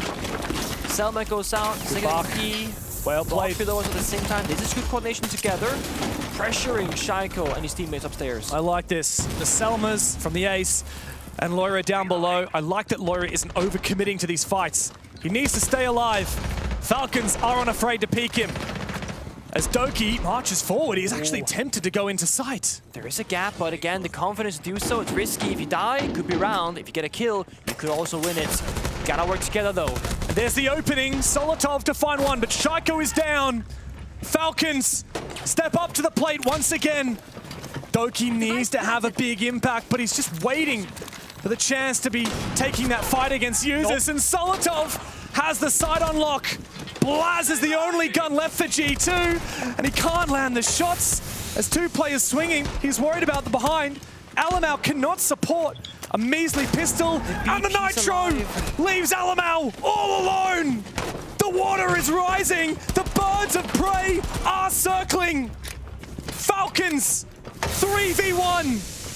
Alamau has nothing for him. The GG is called for Shaiko.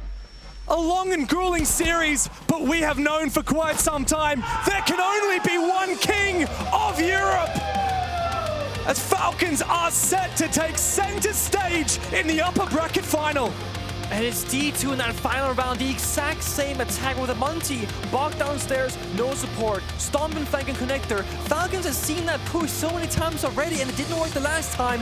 Why would it work this one? Monty extended the entire round, afraid to take the fights. Shaiko, we said early, he will show up when it matters the most.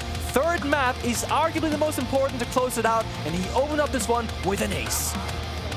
Shaiko has pushed G2 down into the lower bracket. Falcons are into the upper final, and we'll break it down at the studio. What a performance from Falcons.